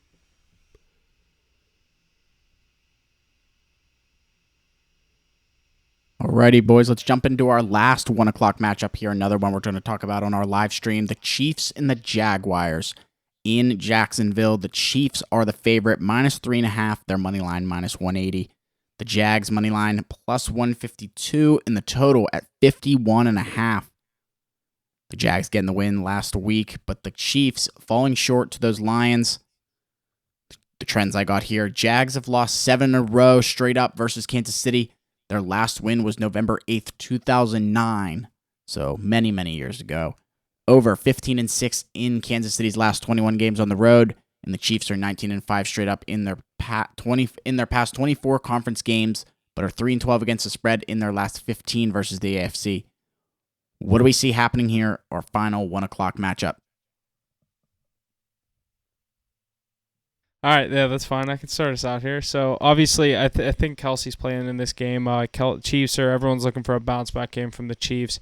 The Jaguars' offense, in my opinion, looked pretty good last week. I know that was a Colts team that a lot of people were overlooking. They have a really good defense. I like the Jaguars here in this spot. Give me the 3.5 points, though. I'm going to take it so they can lose by the hook. We saw that good game that the Jaguars went into Kansas City last year. I think that Trevor Lawrence gets some revenge here. Could even win this game, but I'm going to take the 3 points with the Jaguars. This is my prime teaser opportunity of the week. I'm going to probably tease them, but I like the Jaguars +3.5 as far as a spread to give you a pick right now. Yeah, I mean, Huff, I like that pick. I think it's going to be a great game, and whatever side covers the spread is going to have to do it late in the game. I think it's going to be a tight one throughout, but I think if Kelsey plays, that's a big if. I think they can win this one. I know he looks like he's going to play, but I think they'll keep it safe with Travis Kelce still potentially another week. I hope he's in there, though. I'm going to lean towards those Chiefs, though. The Super Bowl champions of last year, I think they get this one done. I like them on the money line here, but if you got a -3 by that half point, then it's not a bad one to grab. I don't think they start off 0-2, and Trevor Lawrence will find his wins throughout the rest of the year. Expect him to have a good day, though. I think he continues a case for a dark horse MVP alongside Tua. The play I like almost just as much as the Jaguars is the over in this game. This is kind of like how I felt, or how Jesse was saying. What's it at again? Felt 51.5 on FanDuel. I think like you it a can lot. find 51. So I think I'm going to be on that over as well. Is Chris Jones ever going to play football? Yeah, He's I think he signed. is. Yeah. Yep. Good point. We should have announced that as some big news. That is some big news. But yeah, I like the Chiefs to get this one done. Mackie, who are you leaning with? Jags? Chiefs? Are you with me or I Huff? really don't. I don't really love a play on this one. Obviously the big question is 87 gonna suit up, but If he doesn't, I gotta lean Jags here because that offense just did not look anything like that normal offense usually does. Last week against the Lions, they were stagnant the entire time. They never really got a flow going. Pat Mahomes never looked comfortable. He didn't have a safety blanket, so a lot of question marks in that offense. And I like you guys just said, Chris Jones signed that big contract. You're gonna have him back on the defensive side of the field, but Trevor Lawrence looked really good last week against pretty good Colts defense, like you said, or Huff. So I don't love either side here. I lean the points for the home team, but you know Pat Mahomes starting 0-2 it's like seeing a unicorn. I really don't think it's going to happen. So I'm not going to have a play here. Don't really lean on the over or under either, but just for the sake of it, I'll go Jags plus 3.5 by the extra half point. Good stuff there to start off our 4 o'clock, or to finish off our 1 o'clock slate. Let's jump into our 4 o'clock slate, starting off with the San Francisco 49ers at the Los Angeles Rams. The 49ers the favorite here. They're giving them 8 points. The money line at minus 340. Rams money line plus 275. Total sitting at an even 45. Both these teams getting a win last week in week 1. Here are the trends I got. Rams, 19-4 straight up in their last 23 games played in September. 49ers, 12-0 straight up run as the favorite. 49ers, 10-2 against the spread in their past 12 games. Rams, 13-3 against the spread in their last 16 games against the 49ers, including an 0-7 against the spread streak. Mackie, start us off. Battle of California here. 49ers and Rams. Yeah, battle of the NFC West as well. 2 plays here. I like the under, and I like the Rams plus 8 points. I think it's too many points for a team that just proved last week that they can get right back to where they were 2 years ago. Maybe not right back to where they were, but they're definitely still showing signs of it. Aaron Donald, we saw Geno Smith shit his pants when he was coming running at him. Matt Stafford, hell of a game, putting up 30 points. This Rams team is definitely good, and they're getting disrespected with an 8-point line. I know the Niners are one of the best teams in the league, if not the best team in the league, but it's going to be more of a defensive game. You're going to see a lot of both sides. Defense is going to be showing up. I think 8 points is way too much in a divisional game for a home team who just had a 17-point win against another divisional team on the road. So I love the Rams plus 8 here. I think it's pretty disrespectful, but I like the under as well a lot. Another divisional game under where 2 defensive-minded teams. Brock Purdy's going to get his, I think. Not enough, though. Give me a close game. Rams plus 8. Yeah, I agree with you. I think it's just going to be a close game and 8 points. And, I mean, that's as many points as you can get in one possession. So give me that all day. I like the Rams with the points.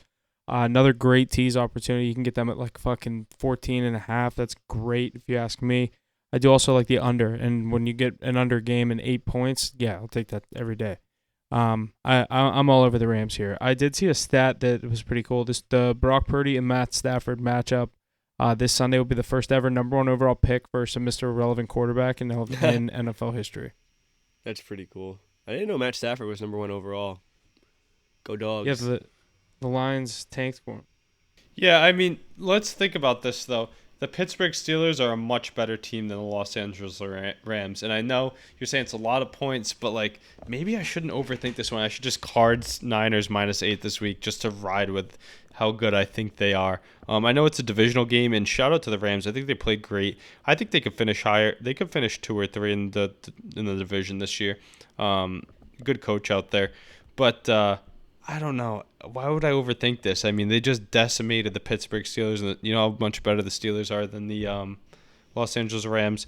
I like you really to go think back. So? Yeah, I really do. I was gonna say, as a Steeler fan, a Steelers fan, I don't even think Huff thinks that. I think this Rams team is like very similar to us, but in the NFC. No, they just have an old veteran quarterback. We have a young quarterback.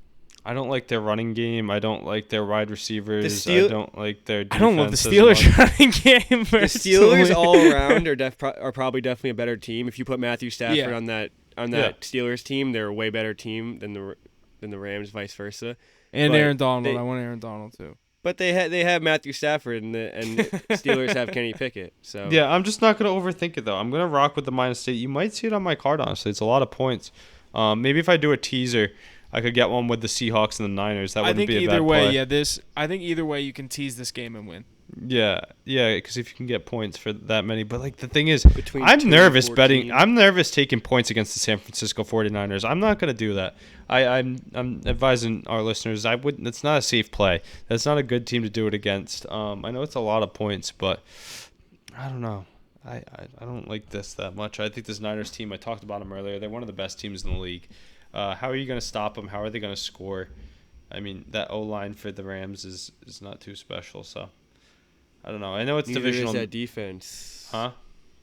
Neither is the rest of that defense behind Aaron Donald. So you need Aaron Donald to have a pretty big game. With the best O-line, one of the best O-lines in football, too, the Niners have. You double-team Aaron Donald. I don't really know how they're going to stop him. And Christian McCaffrey, like, that guy, when he's healthy, how good is he? Behind a great O-line, too. Great offensive play caller. It's insane to watch. I think they put up a big number again. I don't think the Rams can keep pace. I like the Niners -8 here. Alrighty, let's just go a little bit south there to Arizona. The Giants and the Cardinals, another 4 o'clock matchup here. Giants the favorite in Arizona, -6. Their money line -235. Cardinals +194. Total 39.5. Both these teams getting a loss last week. Trends I got: Giants 5-1 against the spread in their last 6 games on the road. The total has gone under in 5 out of Arizona's last 6 games against the Giants, and the Cardinals are 5-1 against the spread in their last 6 against the Giants. Some interesting trends there favoring the under, and each team getting a little bit of action there.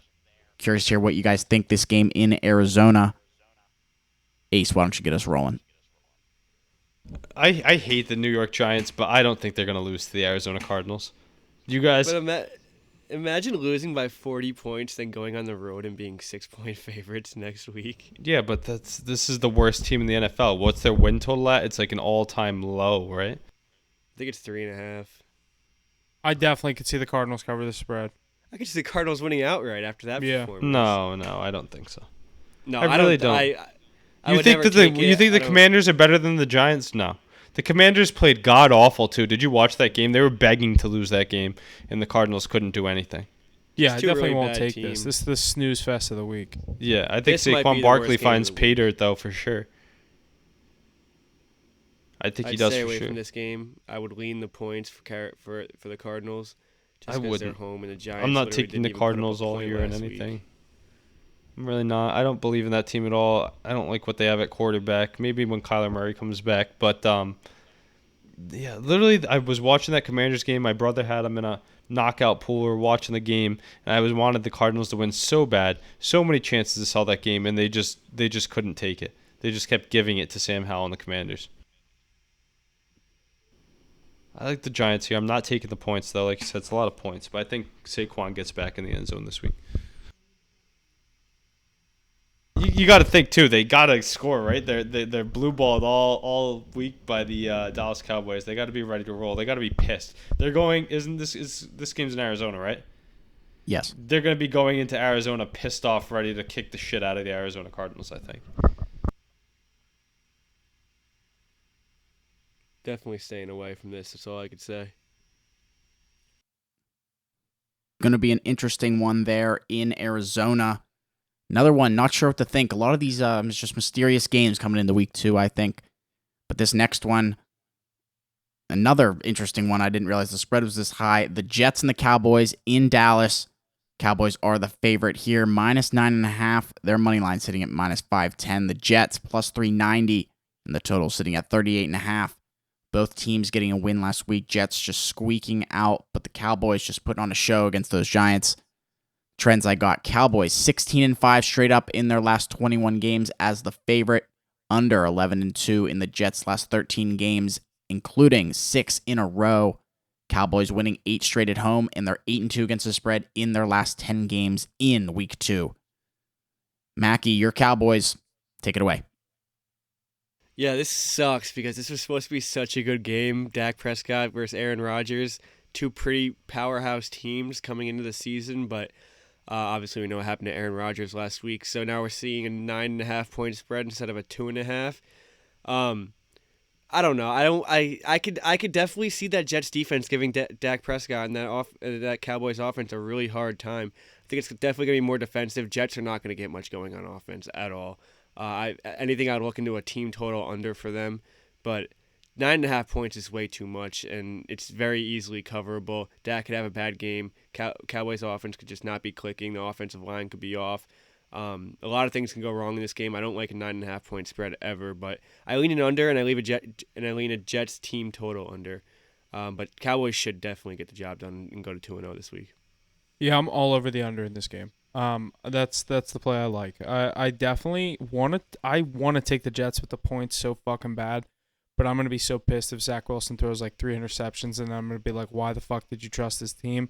But it's mainly because of that defense. I think that defense is able to keep it low scoring, and 9.5 points in a low scoring game. Like I do think Dak has his problems with this defense. I also think Zach Wilson has his problems with the Cowboys defense. So I'm gonna go ahead and take the under. Yeah, that's just so many points. It's so many points to like take. I mean, the Dallas Cowboys like to do weird shit at weird times. So like, I don't know if I'm taking 9.5 points for sure. That Jets defense is kind of scary. I like the underplay by you guys. I'm personally not going to do it, but I think I'm gonna go with I don't know, maybe a team.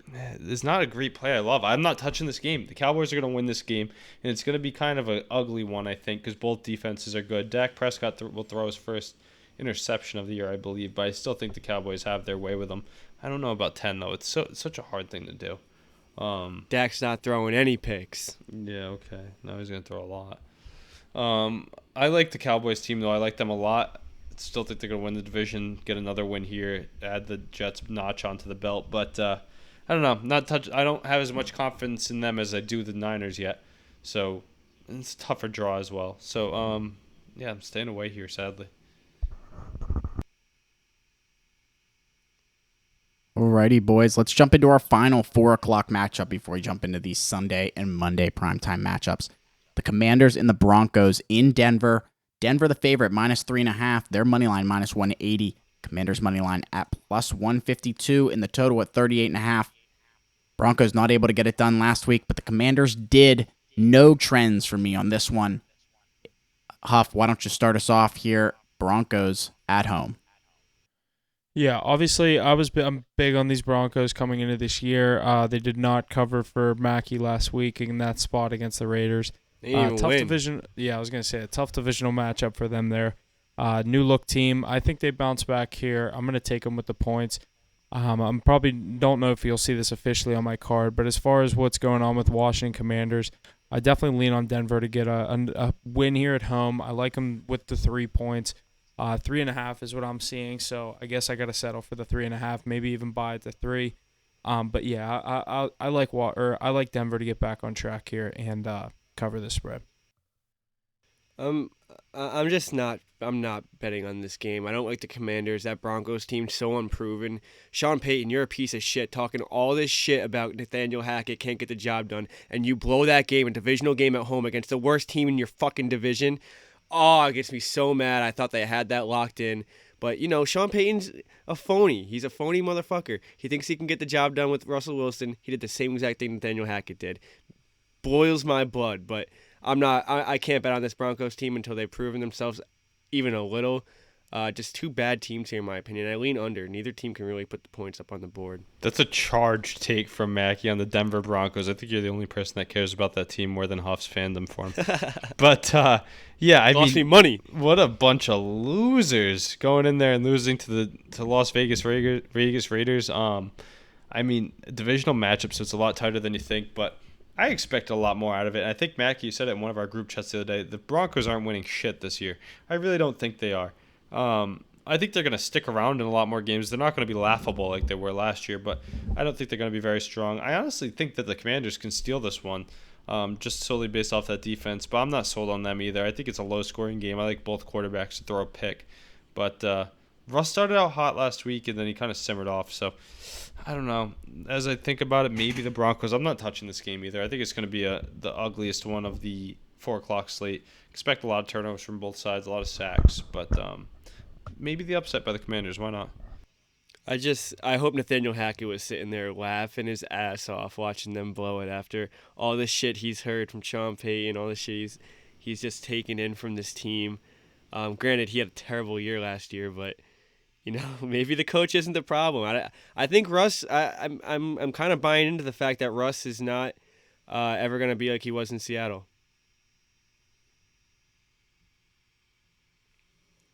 Sorry, Huff. That might get you a little rattled. Huff, do you enjoy watching him nowadays? I He's didn't not even the watch same that. player. You can't. I didn't even watch that Broncos game. Yeah, no, I didn't much either. Much better games on during that slate. I actually lie. I did watch whenever the play I needed for that parlay. I hit, so in the order of those 3 legs, Hunter Henry scored first. Once Hunter Henry scored, I was like, I already had the Packers game on, so I was like, all right, fuck, now I got to turn on this Broncos Remember game. when Jones literally got hurt too? Yeah. I'm like, so the Broncos are driving on the field before half. Russ looked good in this, like you said, in the first half to start the game. Right before half, goes down the goal line, pointing to fucking Cortland Sutton, whips one at his chest, scores. I'm going nuts. I'm like, all right, Russ, let's see what we can do here. And then I just kept checking the score the rest of the second half. Didn't watch the game. I'm like, yep, blew it. That's what he's done in Denver. He just can't seem to find something there. Yeah, I know. It's crazy. He should go to the Jets. I remember watching the StatCast at the bottom of the game, about on the screen during the games while I was watching the Pats. I think I saw Russ was like 19 of 22 or something like that. I was like, damn, Russ is cooking. And then next thing I know, they're losing Jacoby Myers and Patriots South down there for the Raiders. Yeah, terrible. Blew another game. Had it in the bag. Definitely a more solid 4 o'clock slate there. Some good games that I'm excited for. But let's jump into this Sunday primetime matchup. The Dolphins at the New England Patriots. Dolphins the favorite here, going into Foxborough at -3. Their money line sitting at -152. Patriots money line at +128. Total at 46.5. Dolphins getting the win. Patriots were not able to. Here are the trends I got. Patriots 1-11 straight up in their last 12 games as the underdog, 2-10 against the spread, but they're 12-2 straight up in their last 14 games at home against Miami. Overs 8-1 in Miami's last 9 games on the road. Dolphins 15-5-1 against the spread in their last 21 divisional games. Let's send it over. New England correspondent Ace Ventura. What do you got for us, Ace? Home in Foxborough. Yeah, another home game here and another spotlight game. Had the Eagles last week. Now you get the primetime game against that hot Dolphins team. But I don't think anybody's going to be agreeing with me. I think the Patriots here on the money line. You might even see it on my card for that game. I think if they're going to stick around in this division, and they showed they could against a better team in the Eagles last week, then they have to win one of these home games here.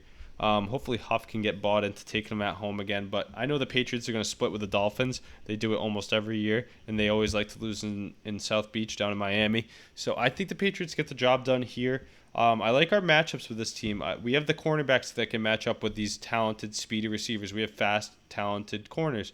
We have guys that can get after too with that weak O-line. We saw the pressure they put on Jalen Hurts behind that stellar O-line. What do you think they're going to do to Tua Tagovailoa? I'm be surprised if he doesn't take a few snaps off. On the other side of the ball, Patriots going to have to get the job done again. Going to have to put points up. So it's going to be a tight one. It's going to be a good matchup here on Sunday Night Football. Shout out the schedule makers, giving us great primetime games throughout. 2 more this week that we've already talked about. So I like the Pats on the money line here. Surprised me last week. I think we get Devontae Parker back too. Got to use those tight ends, and hopefully Mondre gets going as well. Mac, you want to go here? Yeah, I feel like there's going to be a lot of money on the Dolphins here, but it's a trap I'm definitely going to fall into. That offense is just way too good. And like you said you have the corners to match up with those speedy receivers. There isn't a corner in the league that can match up with Tyreek Hill. He can do whatever he wants. He's the quickest receiver in the league, most agile, and Tua is going to find him enough on this field. You took him over 6.5 catches last week for a reason, because he gets his catches, he gets his touches, and he's the fastest player in the league. Problem is, Patriots have to win their home games. You have a tough loss against the Eagles last week at home. You're in a divisional matchup here against the Dolphins. Like you said, they like to split with the Dolphins. If they're this is a game that they could win. It's a game they kind of need to win. You can't start 0-2 with 2 home losses, but like I said, I didn't think the Patriots are going to be that good at this year anyway. I think they'll keep it respectable, but I like the Dolphins to cover 3 points here. Could get away from them towards the end of the game.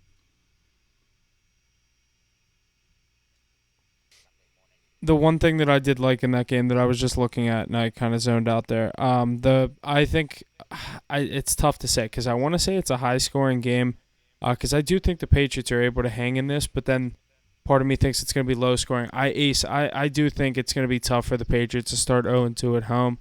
I'm hoping to have a teaser with the Patriots as one of the last legs in it to maybe get them maybe a 3-leg teaser, get them with 9-10 points.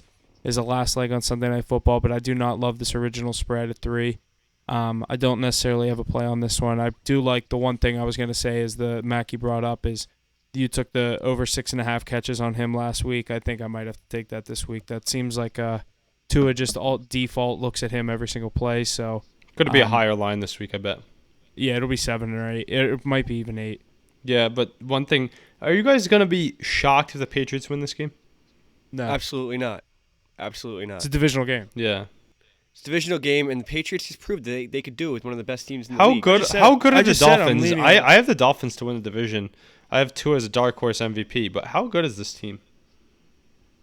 They're good. They're very good. The defense is going to have to keep up with the offense a little more because they're going to be on the field a lot. That fast-paced offense, you're going to give the defense a lot of time to have to be out in that field. But it's not. There's not many offenses in this league that can keep up with that offense. So The defense has gets a few holes, stops. though.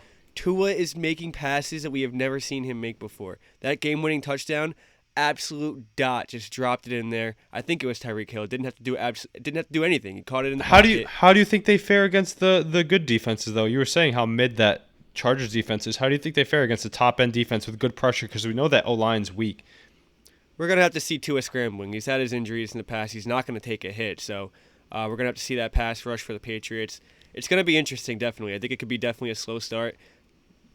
Huff, you lean that under, maybe the first half under your play of every week. I probably could in this one. I think it could start slow, but like you said, the Dolphins' offense is scary to take an over/under on, in my opinion. It's a divisional matchup, prime time. The Patriots are home. It would not surprise me at all if the Patriots ended up winning this game. I'm so high on this Dolphins team. I've been going 13-4 this year. One of the losses definitely not being to the Patriots. Sunday prime time matchup, Dolphins and Patriots in Foxborough. We'll be talking about that on our live stream Sunday morning, 10 a.m. Like I keep saying. Let's jump into these Monday games. The New England Patriots. Oh my gosh, what did I just say? New England Patriots. New Orleans Saints at the Carolina Panthers. Saints the favorites here in Charlotte. -3 here for the Saints. Their money line -178. And the total sitting at 39.5. Panthers money line +150. Saints winning their game last week, but the Panthers were not able to. Trends I got here, under 15-5 in the past 20 meetings between these clubs. Under is 10-1 in New England's last 11 games. Saints are 1-10 against the spread in their last 11 games played in week 2. And the Panthers are 8-3 against the spread in their last 11 games as the underdog. Trends are leaning Panthers and the under. What do you guys got here? Monday night matchup. We're talking about it a little early, but we'll be talking about them here on releasing on Monday morning for those games. What do you think? I'm back to defend these New Orleans Saints. I'm doubling down with them -3 here. I think it is a lower scoring game. It's a divisional matchup. I usually like taking the underdog with the points.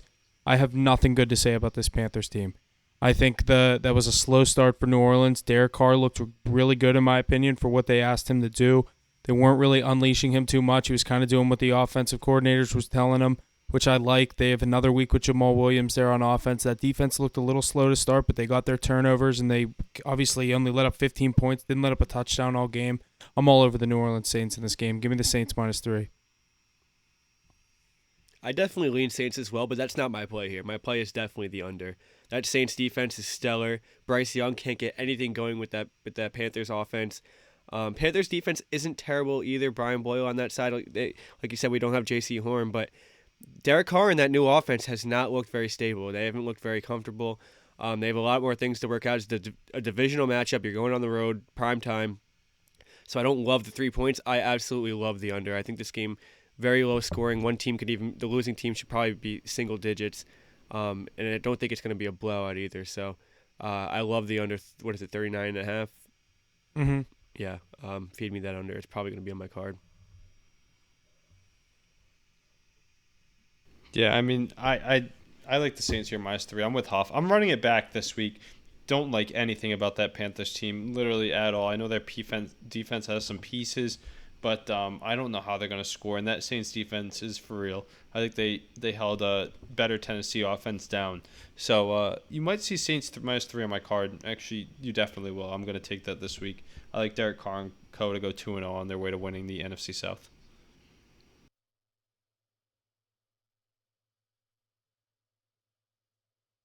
Good stuff, boys. Let's move into this second Monday primetime matchup. Cleveland Browns, Pittsburgh Steelers in Pittsburgh. Browns are the favorite here, 2.5 points for them. Their money line -126. Steelers money line +108. The total at 38.5. Browns able to get it done last week. Steelers just getting pumped by the 49ers. But here are the trends I got. Steelers 20-1 straight up in their last 21 Monday home games. Browns 1-19 straight up in their last 20 games at Pittsburgh. So a lot of history between the clubs. Under 7-1 in Cleveland's last 8 games. Under 10-3 in Pittsburgh's last 13 games at home. Trends are leaning Steelers in the under. What are we thinking here, Huff? Get us started. At home, you're going to this matchup. Yeah, I will be in attendance for this one. Monday Night Football, Pittsburgh, Cleveland. This can be a big divisional matchup. Steelers obviously looked bad last week. Browns, the exact opposite, of an absolute trouncing of the division favorite Bengals coming into Pittsburgh here as a 2.5-point favorite. Me going to the game, I'm obviously going to be on my Steelers. I do think it's a lower scoring game. I like the under, and the other play that I like that I want to get out there since there's going to be no Freiermuth and I'll be in attendance. I got to take a first touchdown. I'm going to go with my boy Pickens to get his first touchdown of the year and get in the end zone. I'll probably do the first team just in case. I like the insurance with that because I cashed that first team with the Steelers last week when the fucking score was like 17-0, and I'm still rooting for a touchdown, just like at crazy odds. So, I mean, the only touchdown of the game, if you took them anytime, it was what, +370, Jesse? And it was the only touchdown. I got it +650. So It's like it's the same exact thing. It's just you get the better odds. I know you take the chance with it, but give me George Pickens, first team touchdown, Steelers money line, and the under. Probably the first half under. Yeah, what did I say about Deshaun Watson? I've been saying it all offseason. I said it going into week 1. I like the Browns. I took the Browns, and Deshaun Watson looked absolutely stellar. Threw an interception, tipped ball, not really his fault, kind of a bad throw, but is what it is. But this offense absolutely rolling. Probably could have put up more points, but it was a rainy game. Not a lot of fast-paced offense going on either side. Nick Chubb fumbled in the red zone at one point. Easily could have been a touchdown. Put up 31 points if they scored there. That looks a lot worse than 31-3 looks a lot worse than 24-3 against like you said, the division favorites in the Bengals before the season started. So I'm really high on this Browns team, but with that being said, going into Pittsburgh on Monday night is not easy at all. So I probably won't have a play on this game. I like the under. The Pittsburgh Steelers defense is going to have a good game. Deshaun Watson with the spotlight on him might be a little worse than he was last week, but I'm not going to lean on Steelers at all. I definitely lean Browns -2.5. Steelers and Kenny Pickett really have to show me something before I can actually lean on that team and bet on that team. But I'm not going to have a play on the Browns. I like the under, might have a play there, but this should be a really, really good NFC or AFC North matchup on a Monday night game.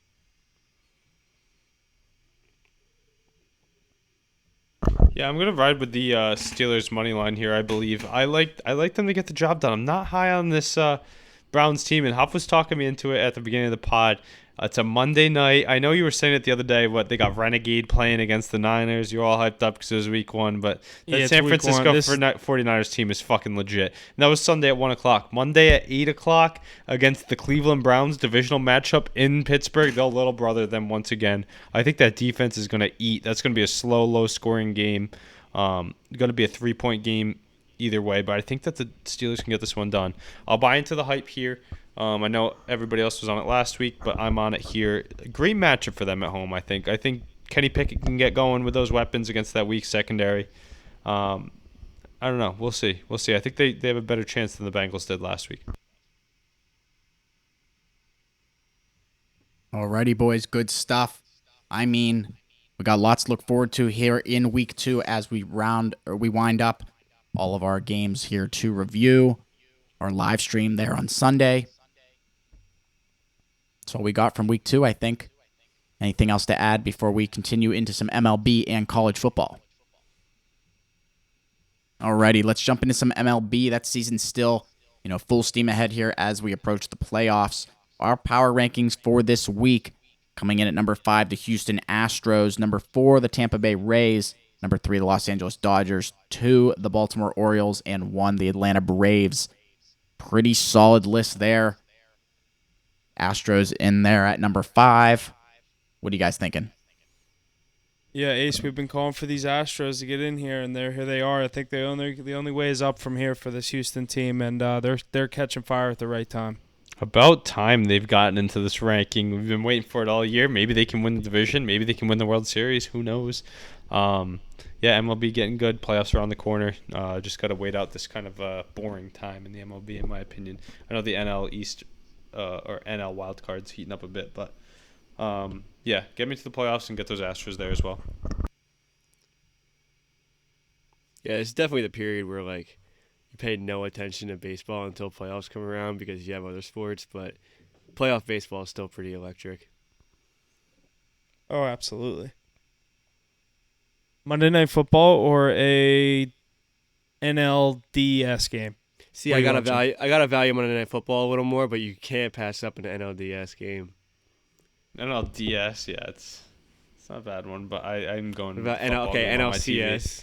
If it's championship series, you're watching it. No, I'm still taking Monday Night Football. It's too valuable. You gotta take in all these Monday night games. I fucking love football. Give me the football every time. But I'll definitely check in during the commercials in the half.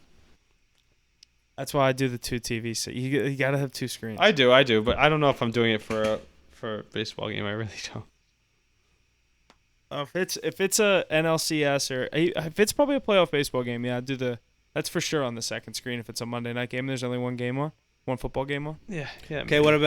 What about next week? How there's 2 Monday Night Football games going on at the same time, and then they have a wild card MLB. I won't even be able to watch that Saints game. I'll be but I'm saying hypothetically. Oh yeah. What are you doing? I'm putting both football games on the TV. It depends if would I bet. If I bet on that baseball game, I'm probably putting on the baseball game. I'm putting on the 2 football. Easy. I'm putting on 1 football game to stay, and then I'm flipping back and forth in the other TV. Mm-hmm. Dude, I love playoffs. Nothing beats playoffs of any sport. I don't care what it is. No, I know. I love baseball too, but I'm just saying I fucking am hyped about football right now. I am high on football. But you're telling me you're taking a fucking Monday night Panthers Bucks NFC South matchup over? No, I'd flip. Braves Dodgers NL championship. But I'm definitely watching a good amount of the football game. Yeah, I'm not neglecting the football game, and I'm probably throwing money on it too. I'd have an under so I can watch the baseball game. The day you see me without a primetime play is the day I'm dead. Alrighty, boys. One last point here in the MLB. Texas Rangers star pitcher Max Scherzer expected to miss the rest of the season with a strained Terry's major. It is unlikely he will be back for the playoffs. So big loss there for the Rangers. Mackie, I believe, shown us this here today. Mackie's heard about this one. Ha ha! Bitch ass. Nah, I don't like to see anyone go down, but you gotta laugh at this. Come on, this is I'm not laughing at this. This Him is and hilarious. the Grom both get hurt. You guys see Frank? You guys see Frank the Tank react to this? He just starts cracking up. It's the best thing ever. But yeah, you hate to see a guy go down like this. The Rangers might have missed the playoffs to begin with in the first place, so it might not even have to be a problem for Max Scherzer to rehab that whatever the hell Tebis is. What the fuck is that? Adolis Garcia getting knocked out was another big blow for the Rangers. They need to get to full strength, but yeah. You don't think this is funny at all? Not even a little. No. As a Mets fan, I don't like this Rangers team to begin with too much. So no, but I would have liked to have seen Scherzer pitch. As a Mets fan, it's absolutely hilarious because he shit on us when he left. So yeah, I know. It is fucked. He's like, I want to go play for a contender just to get injured. Like, what are you gonna do? And have a 4.0 ERA. Joey Lucchesi season.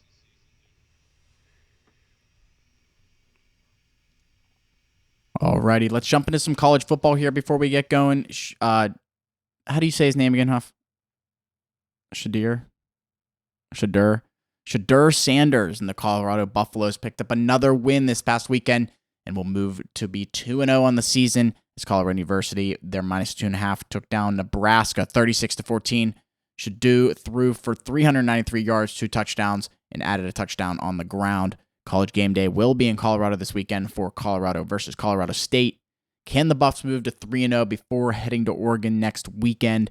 And another question I have, the sports books are catching on. How many points are they're going to be, this weekend? What are we thinking? College football. I said it last week. I said I don't care how much of the public is on this team. They are too good.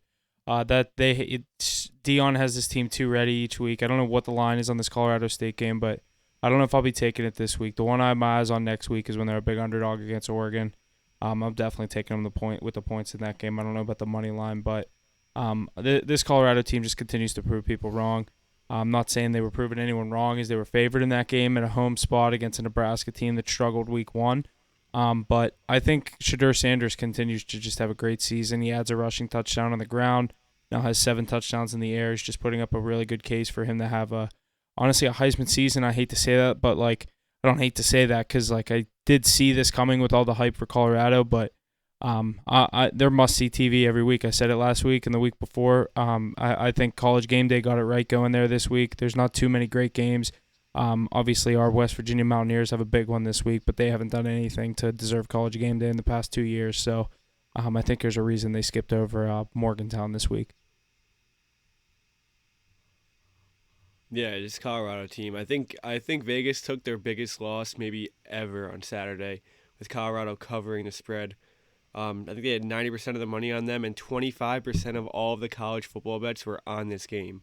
So that's just an absurd amount of money on Colorado to cover, and they did it. This is the next best thing in college football. Probably the best story since Johnny Manziel, in my opinion. Obviously, there's a few of them along the way that are close, but I'm going to give it to him.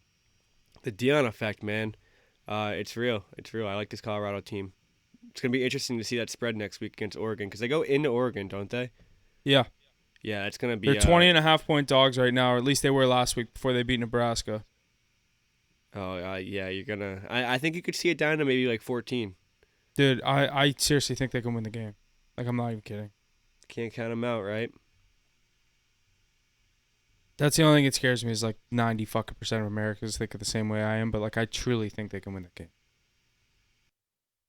Alrighty, let's keep going. Number 11, Texas takes down number 3 Alabama in Tuscaloosa by a score of 34-24 this past weekend. Texas came into the game as a 7-point underdog. Quinn Ewers can add his name to the list of quarterbacks that have gone into Tuscaloosa and taken down a top 5 ranked Alabama team. Impressive feat. Them just being on top year after year. Mackie, Huff, what are you guys thinking about this one? I think Alabama's dead. I don't think it's the same Alabama as what we grew up watching our whole life. I think this team is a lot different. The organization's a lot different. I think Georgia is the big brother of the SEC now. Obviously, it's easy to say with the back-to-back national titles, but it's just year in and year out now we're seeing Alabama just lose games. I'm not overlooking a number 11 Texas team with Quinn Ewers, but last year, the Tennessee game, last year, the Texas game. Year before, I forget who they lost to in the SEC, but they just continue to lose games, and now they're losing these games in their home field, and that used to be unheard of. 5 years ago, this Alabama team is a 20-point favorite against Texas, but Texas's program has gotten a lot better, and I think Alabama's on the other way. I'm not big on this Alabama team. They're probably the rest of this year. I'm not really I hate to overreact here, but because they get fucking some cupcake this week, but I really don't think this Alabama team is anything special. I think that's a crazy statement to say that Alabama's done for. You got to remember, 3 years ago, right before Georgia went on this little run, they did win a national championship. So definitely, they're not going anywhere. LSU. No, they won the year before. Alabama won 2020. It was the COVID year. Okay, yeah, you're right. COVID year. I forgot about that one. I mean, they might have a down year this year just because they can't really figure it out at quarterback. They don't really know. I don't think either quarterback they go with is really the answer, but this organization isn't going anywhere, and they still get the top best recruits. This Texas team's really good. Quinn Ewers is very good. The whole entire team is built pretty well. You know how hard it is to go into Alabama and win a game by double digits? It says a lot. That's why Texas is up to number 4 at this point in the AP poll. But Alabama's not going anywhere. They might not be the powerhouse this year that they've always been. I think if Nick Saban can figure it out at quarterback, maybe go with that Buckner's guy, I think his name is, from Notre Dame. If they can get maybe they get him in there, he can roll something with them. But this Alabama, this team is definitely not done for. The years to come, they're still going to be in the conversation. It's just a really good Texas team this year. They might actually finally be back.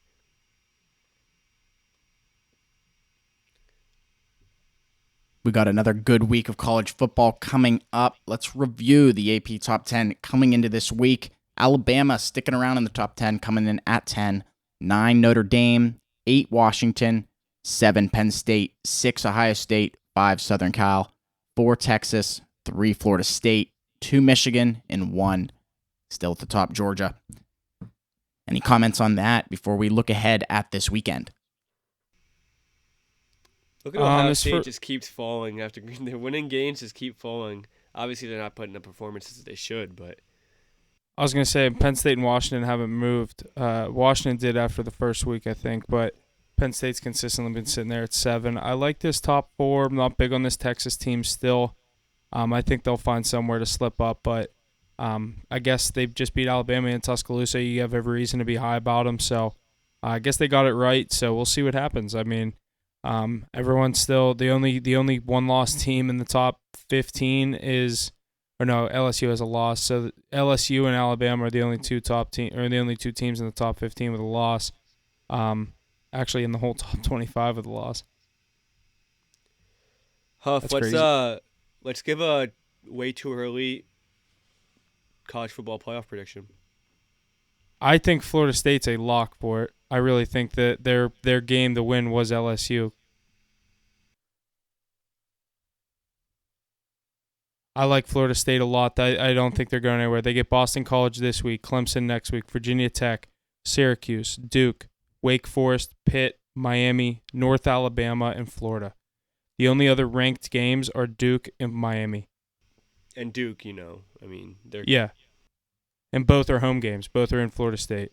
I think Florida State's a lock for the college football playoff. I think that was their big game to win. I like Florida State, and really it's going to come down to probably that USC. Like I said, I think Texas might lose one, but this could be their year. So a lot of people are saying this is Texas' year because Texas stay there, but I think it's between Texas, USC. I like Penn State, dude. I like Penn State. I really think that they could surprise people and slide into that number 4 spot. Yeah, but it's not going to be until they beat Ohio State or Michigan. I was going to say, I think the winner of that Michigan-Penn State game is going to come out of the Big Ten and represent in the college football playoff, one of the two. I think USC is going to get in. I think Caleb Williams is on a new level this year. Defense hasn't been tested yet. They will, but it doesn't really matter. Caleb Williams is putting up 5 touchdowns a game. His performances are absolutely ridiculous. So give me USC to get in. Give me either one of Michigan and Penn State to get in. Give me Georgia, and give me Florida State as well. I think Florida State gets in that cupcake schedule in the ACC. Especially with Clemson being who they are. Yeah. God damn, they're not it this year. There's not even too many good games this weekend. Like these 3 that I pulled here for us to look at, like Jesse's Penn State Nittany Lions at Illinois, just a Big Ten matchup. I like Penn State with the points there. 14.5 there for Penn State. Yeah, I didn't look too much into that game. I do like Penn State to cover that. Could be a lower scoring game. Then we have number 11 Tennessee, a 6.5 point favorite at Florida. And then obviously Pitt at West Virginia, the backyard brawl. It's an even money line. I like West Virginia to get the job done. I'm not sold on Pitt. That loss that they had last week on their home turf against Cincinnati. I think West Virginia is able to get the job done in the prime time in a big matchup, but I also would be so West Virginia to let Pitt come in there and just fucking kill us. I know it would be. Yeah, I think it'll be a close game. I mean, they had them last year, and I think this team is pretty similar to last year. but it fell apart obviously in Pittsburgh. So West Virginia's got to defend home court in the backyard brawl. To the rest of this world, this is not a very big game at all, but you guys all know, I know that this is a huge game for the West Virginia community and obviously Pitt too. You got to defend home court. Yep, I couldn't agree more. I like West Virginia. I'll probably bet on West Virginia in this game for sure. Alrighty, boys, good stuff. College football going to be a great weekend ahead. NFL Week 2 we're ready to rumble. Week 1 in the books. Week 2 is up this weekend. Lots to look forward to. Our Sunday live stream, 10 a.m. On Twitch, YouTube, Facebook, Rumble, Twitter, all over the place. We want to see you guys in the chat. Make sure to like, subscribe to those. Check us out on all our social medias. But that's everything I have this week. Week 2 of the NFL. Anything else to add, boys? Yeah, that's going to do it for me this week. Like you said, week 2. We'll see you guys Sunday morning for the stream. Yeah, hype for the stream this week. Was a good one last week. Some good games going, so be on the lookout for that.